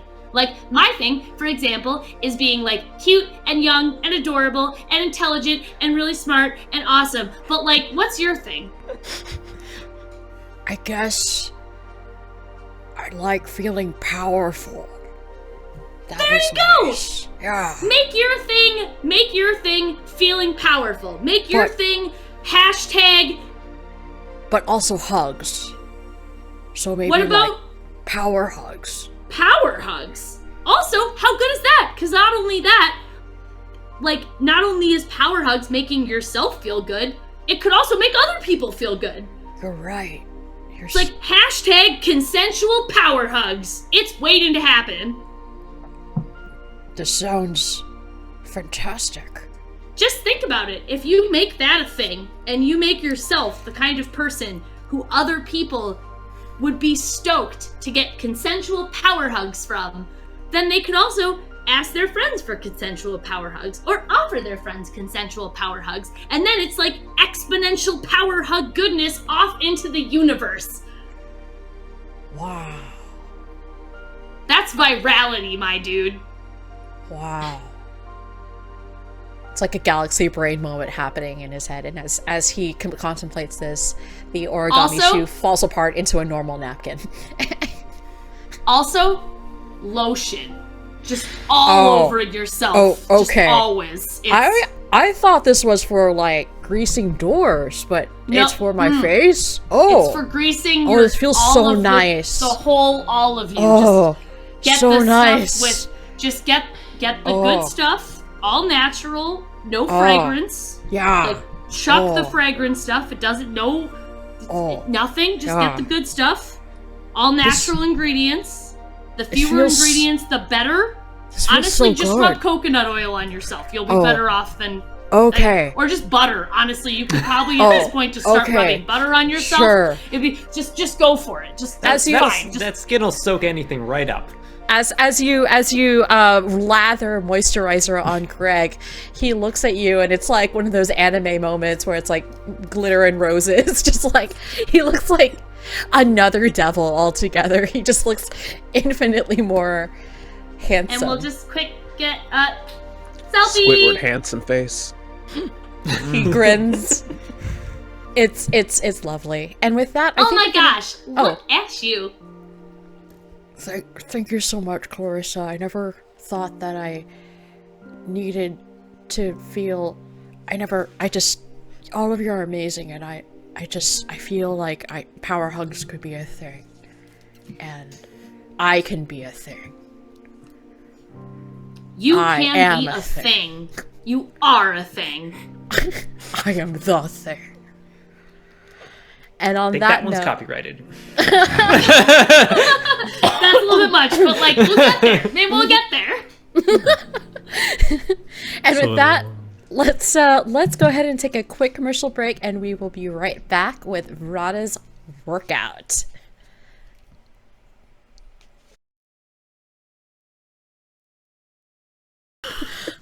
Hello and welcome back to Dice Friends. No, sorry, we'll stop. We were practicing our various accents during the break, and turns out we all really love a good Scottish accent. I think we'd say so, right, Wheeler? That was Scottish? That's Well, Just joking. somebody once told me. No, stop it, Taffy. All right, let's get back into it. So yes, Clarissa, you have helped Greg discover the world of skincare, namely just taking a stick of clarified unsalted butter and slathering it all over his It's body. better than nothing. And he definitely takes that to heart, and as he gets himself a little bit prepared for his time with Rada, you see the group. You're all like in workout gear now that it's Rada's turn, and Rada, you've been shown to the gym at Flames, and it is really nice. It's like the Equinox gym, if anyone's ever been to an Equinox gym. It's a very high-end gym place. Like the elliptical machines are gleaming, all of the spin machines are spinning. I guess that's what they do. I haven't been to Soul Cycle. Taste like snozberries. Yes. There's like racks of weights. There's those large exercise balls, as well as like smaller ones, like those medicine balls that people sometimes use. There's kettlebells. So Rada, pretty much anything that you want in a gym, including like a punching bag for like boxing and whatnot, that's also there. And Greg comes out in a rather ill-fitting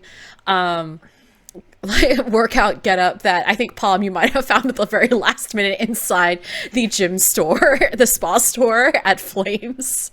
So he comes out in what looks basically like a pair of like sweatpants that are just a little bit too baggy, but the shirt that he's wearing, the sweatshirt he's wearing, is just a little bit too tight. But he's also got like a sweatband and some those wristbands that you get for sweaty wrists. They only had Jinko brand sweatpants. This is hell after all. I had to get a bunch of, Palm helped me grab some rope, and we made that into kind of like a belt, so they should stay on. Hey, luckily you don't have to look good working out. And you won't, because you're going to be covered in sweat. All the juicy couture stuff went one circle down. All right, so so what are we up to first? Are we gonna do weights, or are we gonna do cardio? Well, first I want to sort of get a baseline. When was the last time you worked out? Was it this millennium? There aren't crickets in hell, but if there were, there would be chirping. Where did that tumbleweed come from? We're indoors. Just like a single tumbleweed goes through past the ellipticals, and you just see like a. Okay. Well, we're gonna start. I'm just saying, easy. I didn't have to work out because I was an angel, and then you don't really have to work out when you're an angel. Yes. Well, as we progress through life, our bodies change, and we have to start taking care of them more. So we're going to start you over on a treadmill. We're just going to start out nice and easy. I need to get like an idea about sort of what your goals should be, what you can do right now. We're going to sort of build on that. Exercising is all about setting goals for yourself and trying to push yourself to try and go a little bit further next time, lift a little bit more. So we just got to start out on there, and I put them on like a nice low setting, just like a nice like power walk. And then it's like, we're just going to keep turning this up a little bit every now and again. Okay. Well, this is exciting. I think. Here, have some water. Oh, okay. Go. This is good water. Thank you. It Another comes straight from the elemental plane. another helper. It seems like one of the gym employees comes up with some towels and it's just like, hey, you want some of these? Oh, sure, yeah. Oh, so much sweat. I haven't sweated this much Oh, that's good. before. That's great. Perfect. Okay. Let's turn this up a little bit. Oh no! I put him up to like a very no. light jog. So, do you have any friends that you would work out with? It's a good idea. One of the ways to help motivate you and get into the habit of exercising regularly is to have other people that you work with. You can sort of keep each other honest. I guess I could ask Dan, but Dan's not really into working out. He Dan is likes also your pushing paper. employee. Oh, okay. Maybe I should. Do you have any ask. friends? Another tumbleweed goes by. Where did the... Okay, fine. Apparently where I get the water bottles from also opens up into the elemental plane of tumbleweeds. It's fine. So, okay. So They're step linked. one, we're gonna... Your daughter's moving out. I get the impression that you've been focusing a lot both on yourself and on your daughter for the last while, especially since you got divorced. Yeah, just like I just never really thought about doing this sort of thing. I mean, working out is very much like Wafto's thing, and he's like next door and he's always working out. And I always just felt... Have you ever considered working out with him? No. I mean, your kids are getting married. It's good to have other friends who, you share a common interest. You literally run businesses next door to each other. I guess he's just so fit, I feel like he would just be super good at going off and running, and I would be, not good at running. I mean, lifting. If that's the case, he wouldn't be a very good person to work out with. You don't necessarily have to be at the same level, but you have to be able to work out together.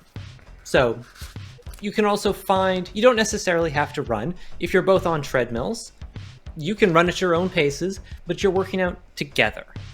And then you're doing stuff together. I guess this could...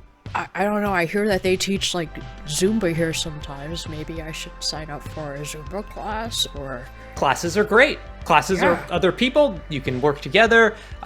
Keeps you on a schedule. But it's not just working out, once a week, twice a week. How much exercise do you get during the day? Like, do you ever walk? Like, you live in a penthouse. Tiki bar's down in the basement. Do you ever take the stairs, or do you take that elevator every day?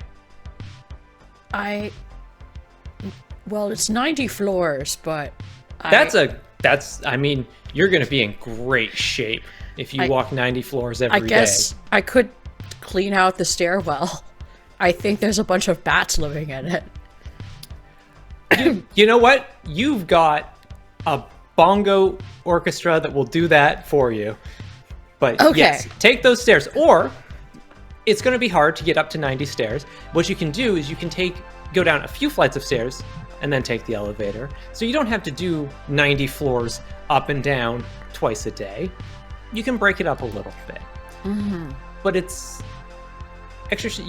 working out will go so much better if you're actually like sort of integrating more exercise into your daily life. Going to the gym for an hour once a week really isn't going to do anything. if you literally are sedentary for the rest of the week. This is really good advice. You know, sometimes I think about trying to lift things. Because I see you often lifting things. You think we can try that? Absolutely. Come on, Okay. let's get off of this. We'll go All do right. some weights. All right. Now, you've got a lot of upper body strength. That looks great. I don't think you're going to have any problem with, I don't know, I pick up like just a large weight and give it to him. There's another gym employee who hands you a weight and helps set up the machine. And you see like Greg starting to like push. There's like that one machine, I think that it's been a long time since I've been in a gym. Thanks, COVID. But there's like that one machine where you can like push down with your legs and sort of a leg press. Yep. Like a leg press. Yep. So he starts Yep. with the leg press. Thank you. So he starts working on the leg press and he's like, oh, this is great. I'm really excited. And the way that the weights are, they're sort of like directly above him, but you can see that's kind of safe for the most part. Actually, and then the weights person goes over and he's like, hey, how's it going? Good to see you, a new person in the gym. Hey, yeah, great. We got Greg here. He's from the Prince's Palace over next door, and we're nice. helping him out. Yeah. You see that this guy is like wearing a tank top and some like trunks, and he looks like a pretty built up devil as well. It's like, yeah, I mean, come on, let's get you swole, friend. Let's get you swole. And he starts like putting a bunch of weights on the machine. And Vrada, go ahead and make a perception check. Oh boy. Actually, anyone here, since you're also in the gym, you want to make a perception check. That is not a fantastic roll. I got a 20. I got a Not a natural 6. 10. I got a 17 plus a 3. Silex, how'd you do? 18. So Clarissa, you see this first. You see that though the machine looks like fairly solid at first, but you look at some of the pulleys and you see that one of the cables that is connecting the weights to make sure that they stay there and don't just drop on top of the person who is working out is actively fraying. And it looks like there's like a spark, like some kind of like an invisible welding mechanism or something like that, just like burning through that cable. It's like, and Greg's just saying, they're like, oh yeah, let's try some other weights. Yeah, why not? This could be cool. Oh no. Oh, you don't want to push too hard too fast. That's a great way to hurt yourself. But yeah, these weights will fall on Greg in like Okay. a couple of seconds. If I if just you want don't to do see if anything. I want to see if I have like what spell I have. I might have it won't let me. Oh, there we go. Sorry. D&D Beyond is a mystery to me. How heavy are these weights?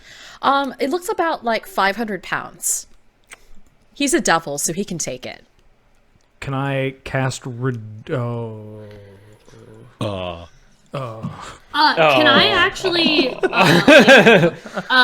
Michelle, let me know. Is this a free action? Can I just give Greg like my bardic inspiration on like his next attempt to like catch this weight that's gonna fall on him, or like you on can- his saving throw that he might get? Just because like I don't have any spells that are actually going to like be able to lift it off of him or save him. But I have a bardic inspiration, and I have. You could push him out of the way. I don't know if I can. He's like, what is he? He's like 14 feet tall, right? or shout at him to get out of the way. That is also a thing. But also, I feel like maybe letting him just catch it. Like, I think my last Twitter post has like 70 bonus like points. Okay, on it. So all I right. think he gets like a plus D10, right? Okay, so Yeah, my let's go. my last Twitter post has 97 likes. All right, so okay. Can I cash that in to Greg points? Yeah, you can go ahead and give that inspiration point to Greg. So as the guy puts the weights on, succeed, that would be cool. That'd be good for him. as the guy puts the weights on, and you see an active spark go cutting across the wires of the cables, and suddenly the weights fall on Greg, and Greg tries to make a strength saving throw. Or he's actually going to make a dexterity, actually no, strength, that would make more sense for him, to see if he can catch this with his brawny upper body strength. And let's see, that's a D10, right? It is a D10 for my extra bonus. Unfortunately, even with the D10, he only rolls an 8. And it hits him smack on the head and renders him immediately unconscious. And the weightlifting guy next to you says, doesn't say anything, but immediately picks up another barbell and begins to run over to basically finish the job on Greg. So why don't we have everyone roll initiative? This man is getting punched. Ooh. Ooh. That's a 22 because I rolled a natural 20. I also got a 22, but I did not roll a 20. Just a second. The initiative tracker needs to reload. Okay, so I'm so Rada, mad. you're at 22, right? Yep. Clarissa? I am also at 22, but Rada rolled higher than me, so. Okay. I'm just gonna put you at a 23 just to keep that straight. Guile, how'd you roll? Oh, that's a 12. Nice. Okay. Palm I was hiding. I rolled a 19. and Xylix. 18. All right. Waits dude, aka an assassin, tries to pick up a big barbell and smash it over Greg's head to finish him off. Rada, you go first. All right. I am... What am I going to do? Yeah, I'm just going to try and, like, flying knee this guy in the face. Go for it. Whoops. Wrong tab. There we go. That's a 19. 19 hits. Great.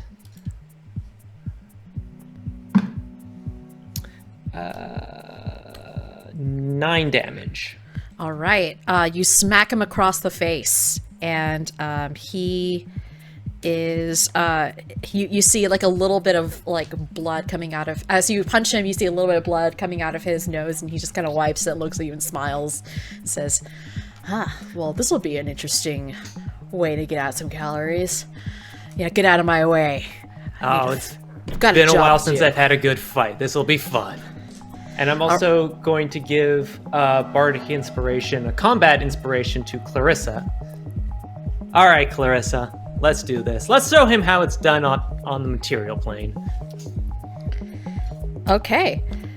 So next up is Clarissa. You see that the weights dude is pretty much standing there, and he looks barely shaken by what just by the hit he took. Rada did just like flying crane kick him. If I shoot, am I shooting into combat, and am I risking potentially like shooting my friend? No, well, I mean, depending on how well you roll, but yeah, if you want to try to shoot him, that's cool. Those mean very different things, Michelle, but yeah. I'm sorry. You can go ahead and shoot him. No, it's okay. I just like can I or can I potentially take like a 5-foot action to like get a better angle such that I don't you could risk absolutely do shoot. that. Yeah. That was kind of So just so I can do that. I don't want to shoot Rada. She just gave me like a rad combat bonus. She like totally like toked me up for this. We're into it. Unfortunately, I rolled a 6 plus. What is my combat skill? Let me get back to actions. I rolled a 10 plus I get the bonus. Is the bardic bonus to hit or to damage? You can use it to hit, so it's a d6. Okay, I'll use it to hit because I probably need it. So I'm at 10, and then 16. You do hit with that 16. Well done. Go ahead and roll damage. And 1d8. So that's 8 damage. Okay. And sorry, stand by for math. He spits. You basically you shoot him with your crossbow. It hits him right in the arm, and he drops his weight and is like, "Ah, damn it!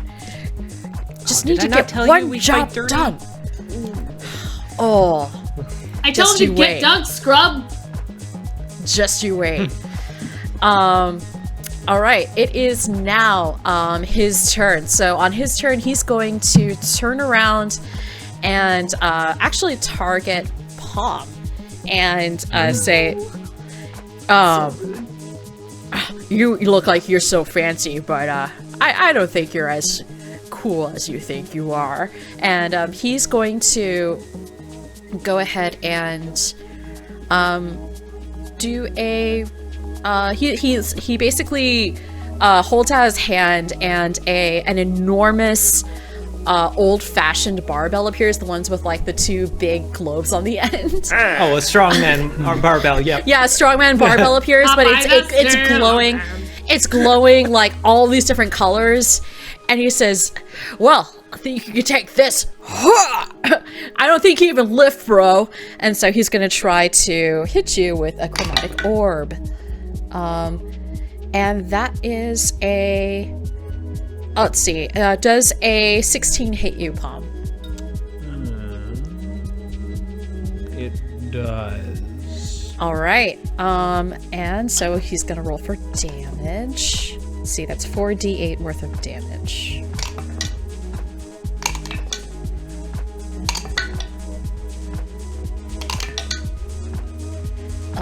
That's 10 damage. That's 10 cold damage as an icy strongman barbell manifests itself and crashes into you. Icy strongman barbell. Yes. And I love that flavor of gum. That's what it's like to chew 5 gum. I was gonna say it sounds like a shot. And as he does so, also each creature within 10 feet of the assassin, which I believe is Clarissa. Actually, it's pretty much all of you except for I think I'm gonna say Xylix and Gael. You probably were standing back a little bit. So Palm, Clarissa, and Vrada, go ahead and make a Constitution saving throw. Yes, push-ups make me chafe. Oh dear. I got a 4. 17. I got a 2. All right, you're going to be taking anyone who got less than a 12. You take 2 force damage. Okay. As the barbell drops to the floor, and you see this concussive blast, like like when as it just lands on the floor and hit. It just does that concussive blast as it disappears in a bunch of icy wind. All right, Palm, you get a chance to retaliate. Great. I would like to attempt to strike this asshole with one of my hammers. You can go ahead and try. Palm's hammer. Use the asshole hammer. I rolled This is the one for jerks. an 8. 8 does not hit, unfortunately. Is the asshole hammer a ball peen hammer? As you try to hit him with this hammer, you slip on a little bit of the ice, and that just makes your aim go off just a little bit, and he very easily dodges your blow. Is there anything else you'd like to do on your turn? I would like to use a bonus action. Sure. I'd like to use my bardic inspiration. Specifically the the mantle of inspiration. I can grant 5 HP to 3 people. I can see within 60 feet, and then each person can immediately use a reaction to move, is what it's telling me. I like to use that on Vrada, Clarissa, and Xylix. Nice. Okay. So that's 5 temporary Oh. hit points? Sorry, on Xylix, Gailev, and Vrada. My apologies. Yes, I made the cut. Love it. Love it. It's fine. I didn't need them anyway. All right. Fine. Xylix, you're up.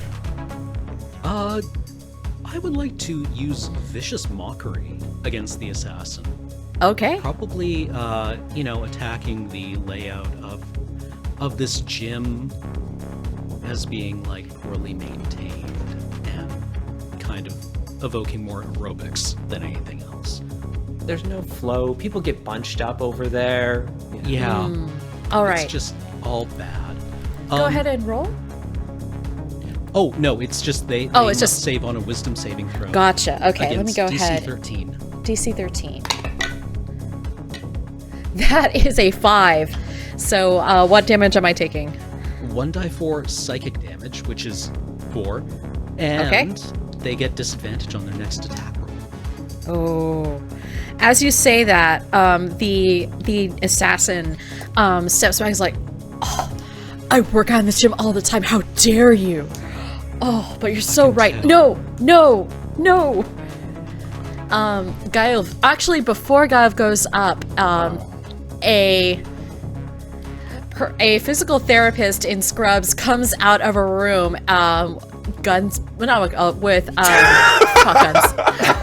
firebolt blazing, and tries to hit. I think tries to hit Vrada. So let's see if that happens. Does a 12 hit? No, I have 14. All right. AC. The physical therapist manages to duck out of the way, and as they fire off the firebolt, they do like a duck and roll, and then they get back up and hiss at you. It looks to be another devil. Next is Gael Fleur. Gal will start off by saying, I can't believe you went before me. I thought you'd wait. And go on the other side. Hold on, let me try it again. I can't believe you went for me. I thought you'd wait. Machine. And then gets on the other side of Wait Dude and makes an attack. And I'm also going to call upon the sneak attack. Well done. Well, let me see if I hit first, actually. Well, if I hit, that's 10 points of damage. Ooh, does a 10 hit? Unfortunately, a 10 does not hit this assassin. Can I get another take? Go for No? it. We're live? Oh. That ends my turn. Awesome. So, as you attempt to skewer this Waits dude with your rapier, and the physical therapist takes waits into the fray as well. The towel boy that we saw earlier also leaps into action and tries to. Avana looks like the most menacing out of all of you, and so he's going to try to.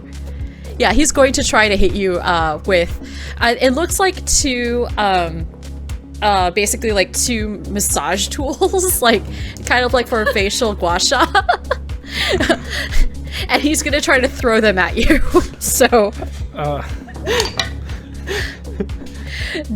I'm guessing that a 22 hits. It does. I'm so stunned by what is happening right now. Okay, so you're going to be taking let's see, a 3 piercing damage. Oh no, 6 piercing damage plus 7 poison damage, and they're going to make another attack because they can make attacks with multiple attacks with the short sword, or in this case, gua sha tools. And I'm guessing that a 23 also hits. Yes. Yeah, actually no, it's because it's a second attack. Oh, a 19. Does a 19 hit? Sorry. Yeah, it still hits. Okay, cool. And that's an additional 4 piercing damage. And that's another 4 poison damage. Okay. So yeah, you get hit by like these what look like almost like they're like rose quartz facial massage tools, and they just like smack you around the face. You do not look great, unfortunately. So, now it's your turn. Okay. Ow. All right. Cool. We're here for Greg. Just move out of the way. Oh! No. Oh, no! No. Oh, you're here for Greg. That means I'm going to punch you extra hard. And I'm going to continue to punch weight guy. That's less good. That's a 13. A 13 unfortunately does not hit. Is there anything else you'd like to do with your turn? Yes, I want to use a bonus action to cast Healing Word on myself. Sounds good.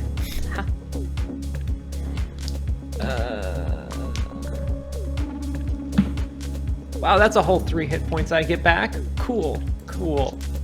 Nice. Cool. You did drink water earlier, so you do have the temporary... Oh, those are long gone. Oh, okay, cool. Never mind. All right, I'm Clarissa. at 19 hit points right now. Okay. All right, okay. So Rada's at 19, which seems kind of okay. And like Waits dude still looks like he's got some fight in him, right? He looks pretty hurt. Okay. Yeah, he's got like he's got a black eye, and one of his horns is chipped. Looks kind of beat up. All right. Well. Is the bardic inspiration a free action? It is a bonus action. Okay, so like I can do like a spell and then also do that. Yes, you can. Okay. I don't think I have to cure Vrata just yet, but it might be close. All right, I'm going to Dissonant Whispers the Waits guy, which is a spell.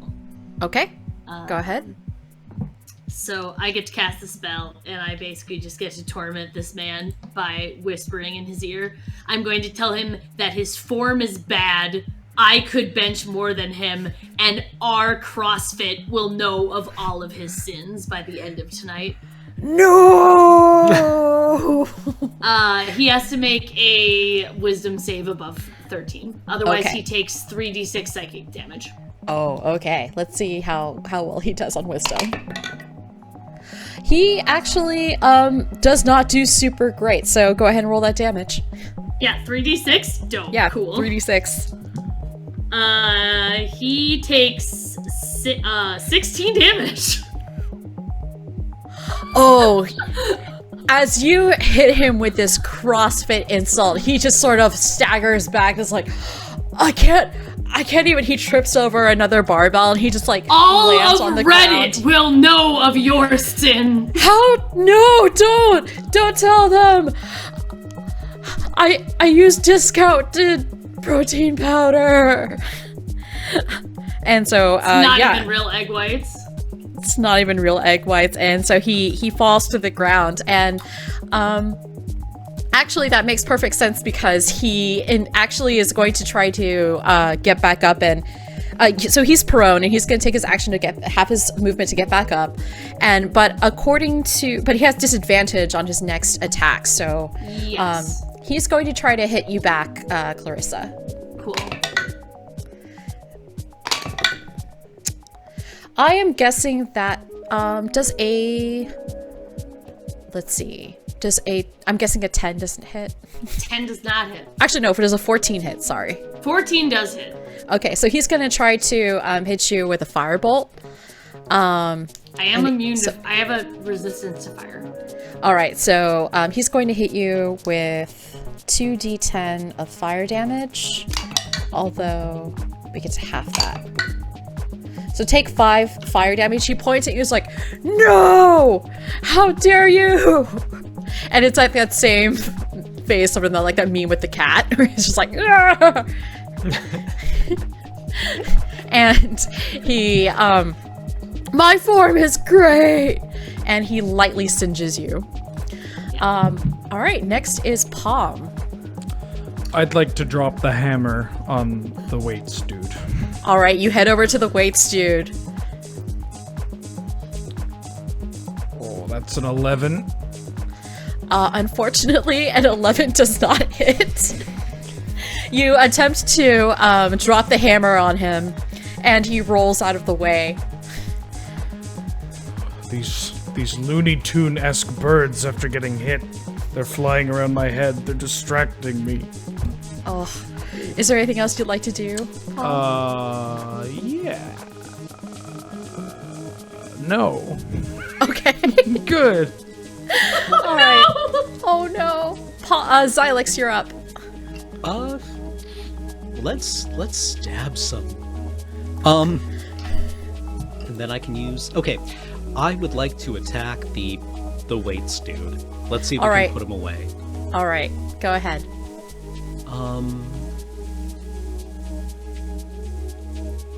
Does 4 hit? I'm afraid it does. 4 hit? It does not. It does not hit. Can I argue down to a 4 hitting? Unfortunately, as much as I love all of you, I can't bend the rules of D&D quite that much. Unfortunately. Unfortunately. I would like to use Healing Word then with my bonus action. Go for it. Action.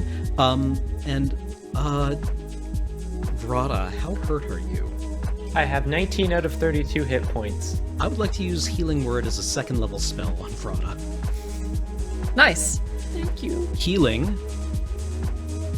9. Woo! Awesome. Back in this. So the physical therapist comes back out and grabs, tries to hit, this time, Gael with a firebolt. So let's go ahead and see if we can... Rude! Did you ever like hot cupping? Because here's your chance. I'm guessing that a 12 doesn't hit? It does not. All But right. it draws my ire. So yes, that flame singes past you as she sends a flaming hot cupping device past you. Okay, you're up, Gael. Hi. You know, the great warriors of Cholt were also fans of fitness. And I'm a fan of fitting this sword in you. And then I'm gonna... Oh no. Oh no. Does a 14 hit? A 14 does not hit, unfortunately. Bah. That's my turn. That was a good joke, though. It was a very good joke. I'm actually gonna let you have inspiration for your next. I'm gonna give you inspiration for that because that was really good. So go ahead and mark that. Anything else you want to do with your turn? I will end my turn there. Awesome. Towel Boy is up next, and he takes out a towel, he lights it on fire, and he hurls it directly at Vrata. Let's see if this hits. As normal towel boys are just want to do, I suppose. I am going to end this towel boy. I'm guessing a 20 hits. It does. Okay. 2d10 fire damage. And that is 16 fire damage. And as he casts this spell, Vrata, let's see, Xylix and Gael, go ahead and make a DC 12 Constitution saving throw.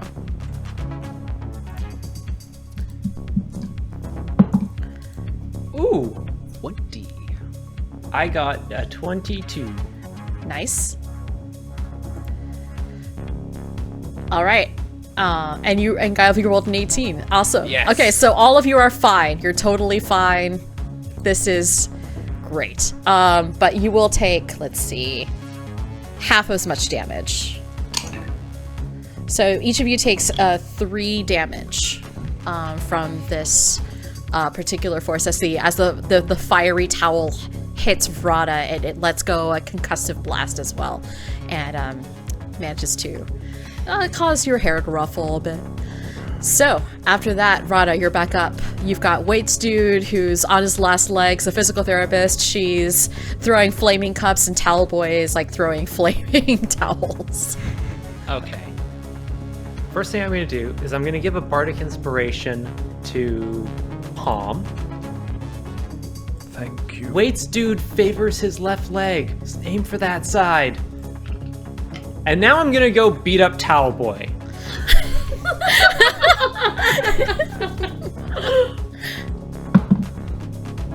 I got a 16. That hits. Great. 6 damage. He takes it, and he's not happy about it. All right. Anything else you want to do? Nope, that's my turn. All right. Next is Clarissa. Cool. Are there any enemies between me and Brana? The Waits Dude is there, and he's looking kind of not happy. He's definitely on his last legs, as it were. Okay, but I don't know if I should just like shoot him or if I should try to like cure. How messed up is Brana right now? Pretty messed up, but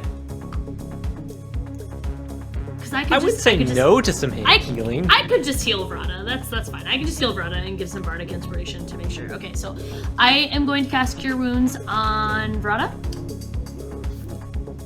So that is 2d8 plus 3.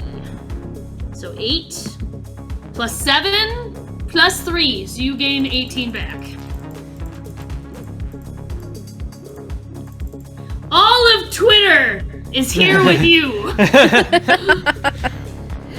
Awesome. They are. Make sure you they get are my here good in side while you spirit. film me beating up this towel boy. We will certainly. We'll also take a selfie like while we're doing it. Just- All right. Holding their phones up like Goku summoning the Yeah. spirit bomb. I need all your energy. No, it's just like I need all gotta of manifest your energy, this. Twitter.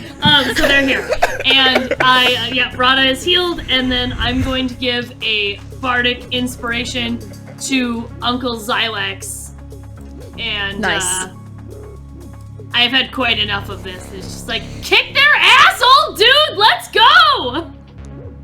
All right. The Waits Dude is back up, and he's going to try to he picks up a couple of smaller kettlebells, and he's going to try to throw them at you, Clarissa. So does I'm guessing that an 11 doesn't hit you. 11 does not. Okay. Does a 12 hit you? 12 does not. Okay, you see a couple of 5-pound kettlebells whiffle past you, and he curses and says, "Oh, if it weren't for you pesky bards, I could just get this freaking job done, and then the boss would be happy, and this stupid schlub wouldn't have to be around anymore." Palm, you're up. I would once again, Palm would like to hit this Waits Dude with a hammer. Or Okay. at least attempt to. Okay. I believe in you, Pop. Does a 9 hit? You do have the You have inspiration. You It's do a have D6. inspiration. Ooh! And a bardic inspiration.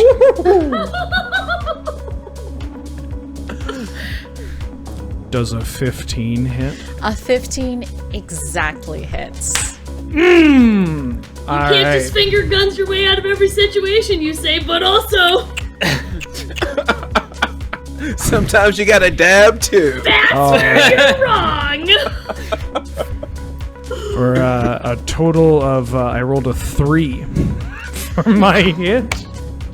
And yet, with your 3, you end this Wait Dude. Oh, oh yeah. You throw the hammer that you received for your 89th wedding anniversary with Bar, and it catches him right in the middle and splits his skull as he falls backwards. No pain, no gain. A generous Nebuchadnezzar as I kiss my hammer. Does it fly back into your hand like Mjolnir? I guess is it does. worthy. Can it? Sure, why not? Grows 2 arms and Flies crawls back to my. It slides back. It slides back to you, fueled by the love you have for your husband. It has a foot like a snail. I have a love that makes me more powerful than you could ever imagine. It just slaps its mucus surface down and slowly drags itself back to you. I'm pretty sure right. that's a Shania Twain song. So Palm, is there anything else you want to do? I would like to use my bardic inspiration on Xylix. Awesome. I too wish to see this old man beat the crap out of the physical therapist. That old. Xylix, you're up. I'm still in the prime of my life. Well, I guess I've been selected. Sure, I'll stab the physiotherapist. That seems like the kind of thing I could do. Okay, go for it. Physical therapist hasn't been touched. Yes, 4. Alex. Just 4 Use your hits. sage-like wisdom. Yes. Oh no. Yeah, that does not hit. I don't know if you want to use your bardic. I'm just 10 gonna is say hit. He didn't have his readers on. Xylix, is there anything else you want to do?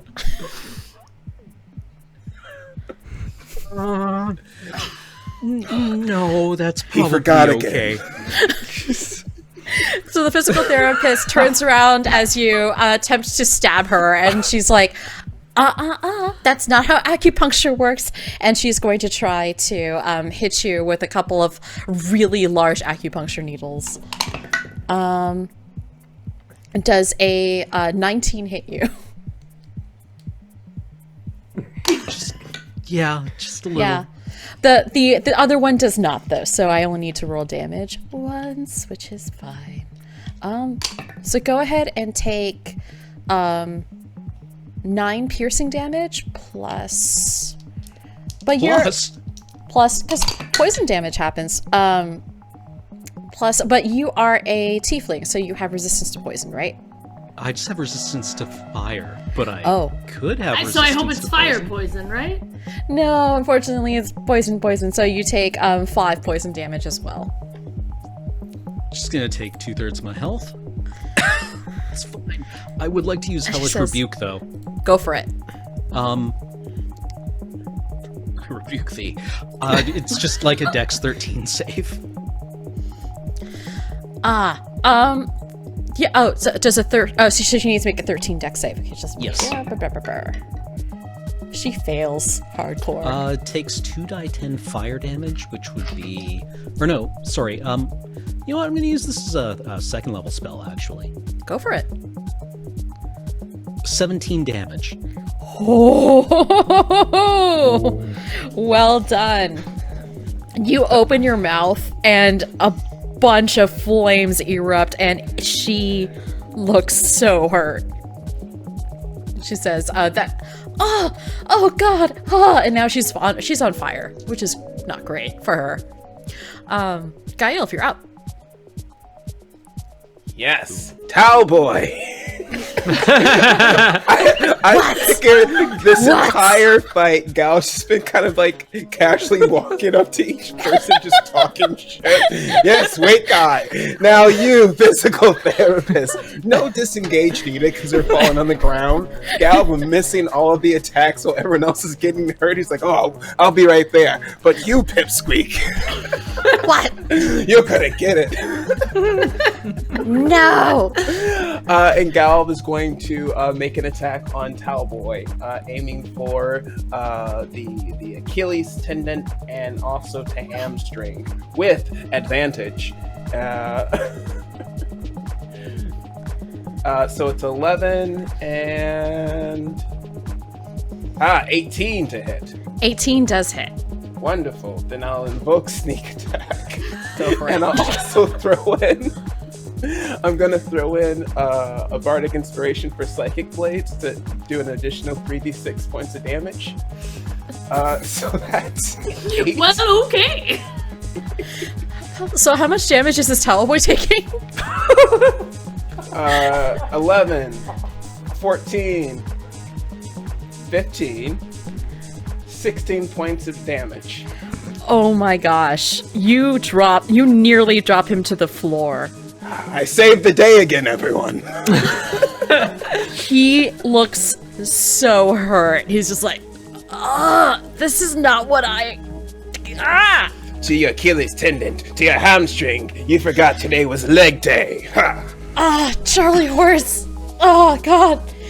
Next is Vrada. You've got the towel boy who's looking on, he's on his last, like I keep saying, last leg. And then you've also got the physical therapist who looks fairly hurt.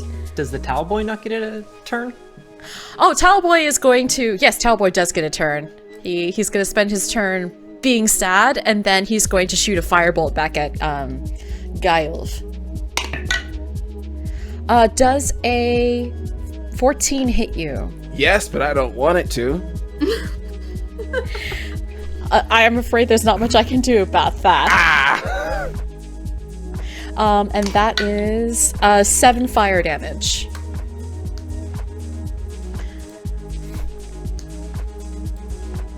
And after that, we have Rada. All right, I'm just while Towel Boy's turned around shooting that fireball, I'm just gonna punch him in the back of the head. Okay, go for it. I'm not even interested in fighting fair anymore. It's a very Agatha Christie moment. I love it. Well, see, and this is what I get for trying to fight dirty, because I rolled an 11. Unfortunately, he leans over at the very last second because he's in pain, and you whiff. Is there anything else you'd like to do? Is there anybody who's really hurt? Xylix, how are you doing? I'm at 1/3 health after being hit once. I will give you a healing word. Thank you. You get 5 hit points back. Hooray! Thank you. Keep the blood inside you. Awesome. Clarissa, you're up next. All right, I am going to attempt to shoot the physical therapist with a crossbow. Okay. Because nobody messes with my cool Uncle Xylix except for me on Twitter. I got not great. Sydney, how have you not just memorized what you're like? 17. Okay, no, that is +4. Okay. Yeah, that hits. Alrighty, we get to roll 6 and 9 plus 2. So,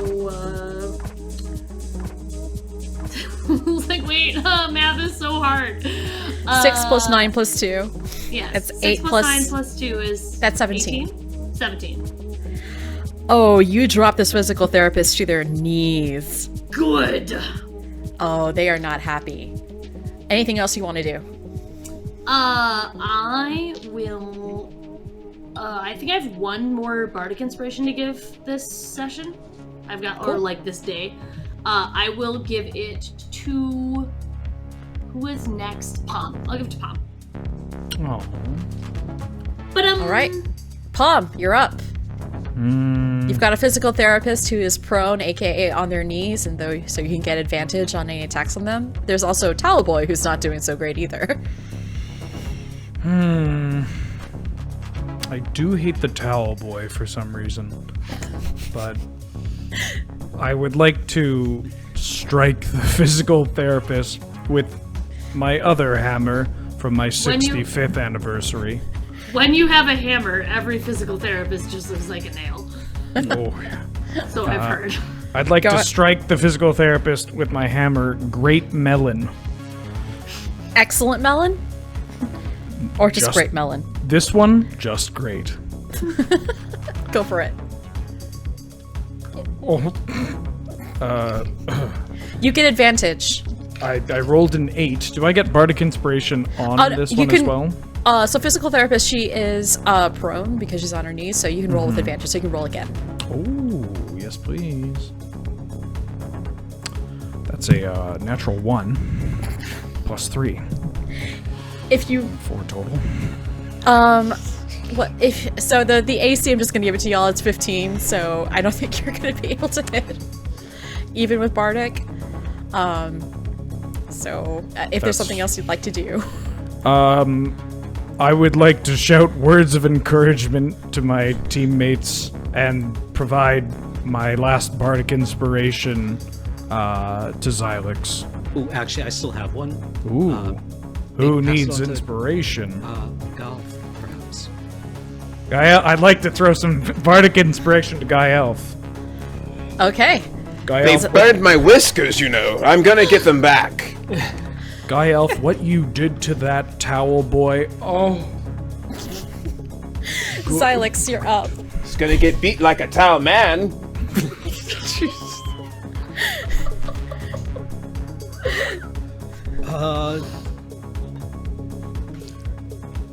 I finish off the physical therapist. They're right in Okay. front of me. All right. Yeah. Ask them if they offer self-care. No, this is more of just a day job. Oh, you hit. You Yeah. roll a 17. You hit. Come on! Actually, Actually, I'm that gonna use is bardic inspiration. precise. You don't need to. That is exactly the number of hit points she had left. So you skewer her as she attempts to get back up on her feet, and her body just sort of slumps to the ground. I think I just executed somebody. Anything else? We're you'd in like- hell. It doesn't count. Way to all go, bad people. old timer. These are basically freebies. Xylix, would you like to do anything else with your turn? I would like to cast Healing Word on myself as a second level spell. All right, go for it.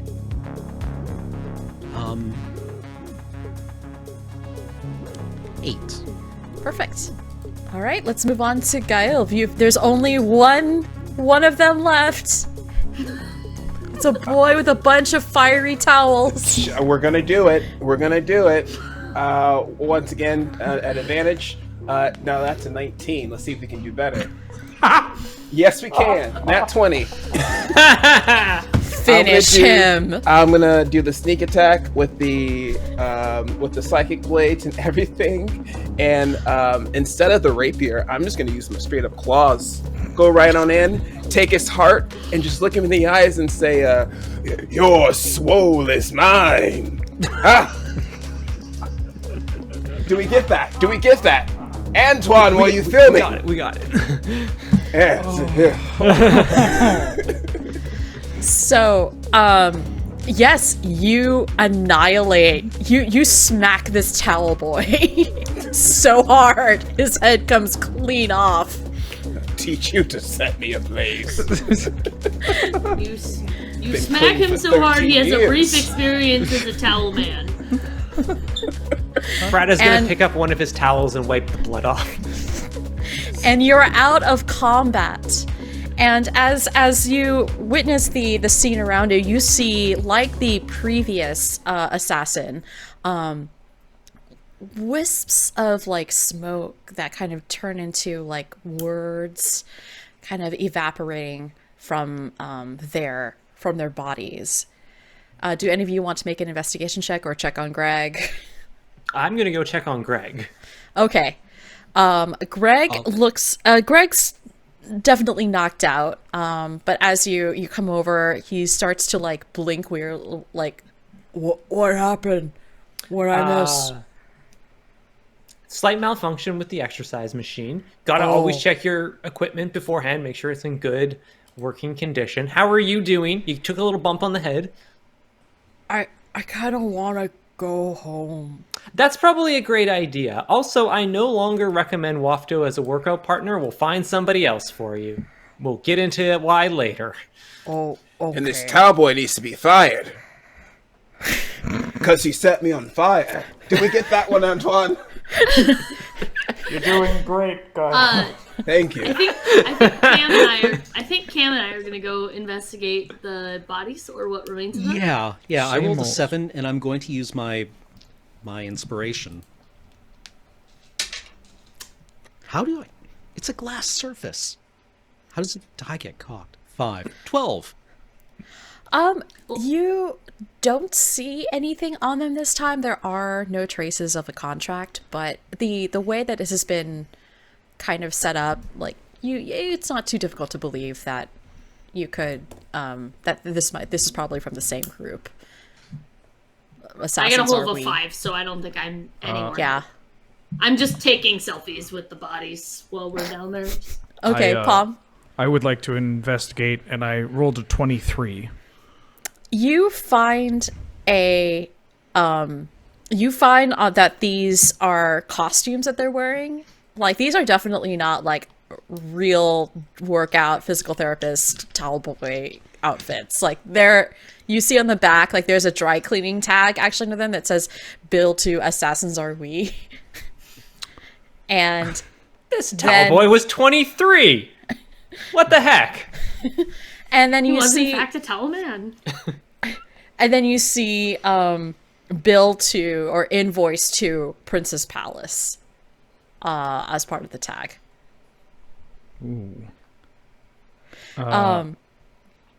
And yeah, at this point, and Greg's just like, can we go? Let's go home. It's a lot. This has been a lot. Yeah. So all of you kind of head out of flames at this point. Night has fallen.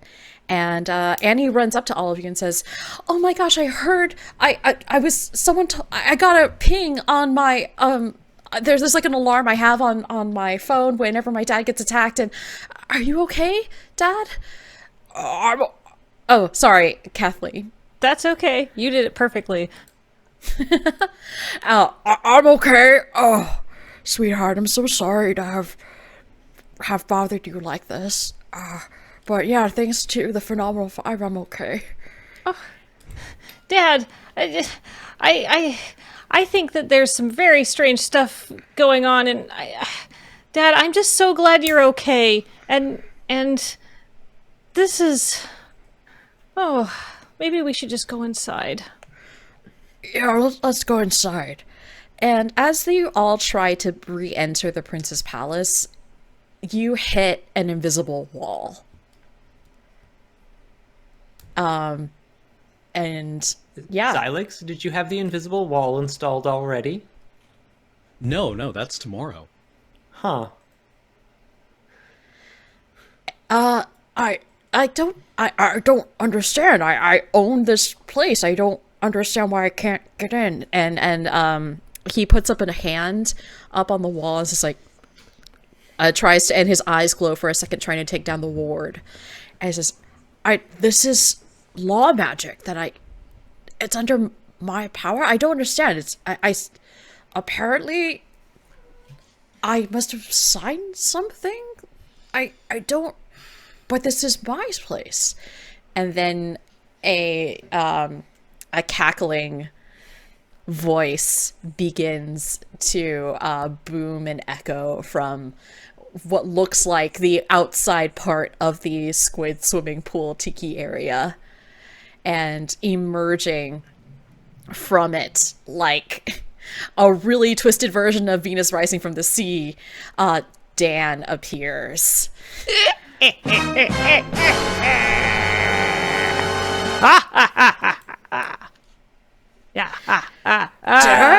What's going on? Why won't you let me inside? But this is my home. What were you doing? Oh, I think you mean it is my home. What do you mean it's your home? This is mine. No, you see, when you signed for the napkins, you also signed over your home to me. It is now mine, sealed by the deaths of 6 devils by your hand, or according to subclause 48B, on your behalf. Oh no! How are we going to... Oh no! Well, how... Annie, your dress is aside. How are we going to have your wedding now? And on I never that liked him. Zero stars on Yelp. And on that note, I think that's where we're going to leave this episode of Queer as Hell. Thank you all so much for tuning in. And we will see if the Phenomenal Five can handle the next biggest demon, or devil rather, Pedanterax himself. So, yeah, thank you all so much for joining in, and we'll be back next week for the final episode of Queer as Hell.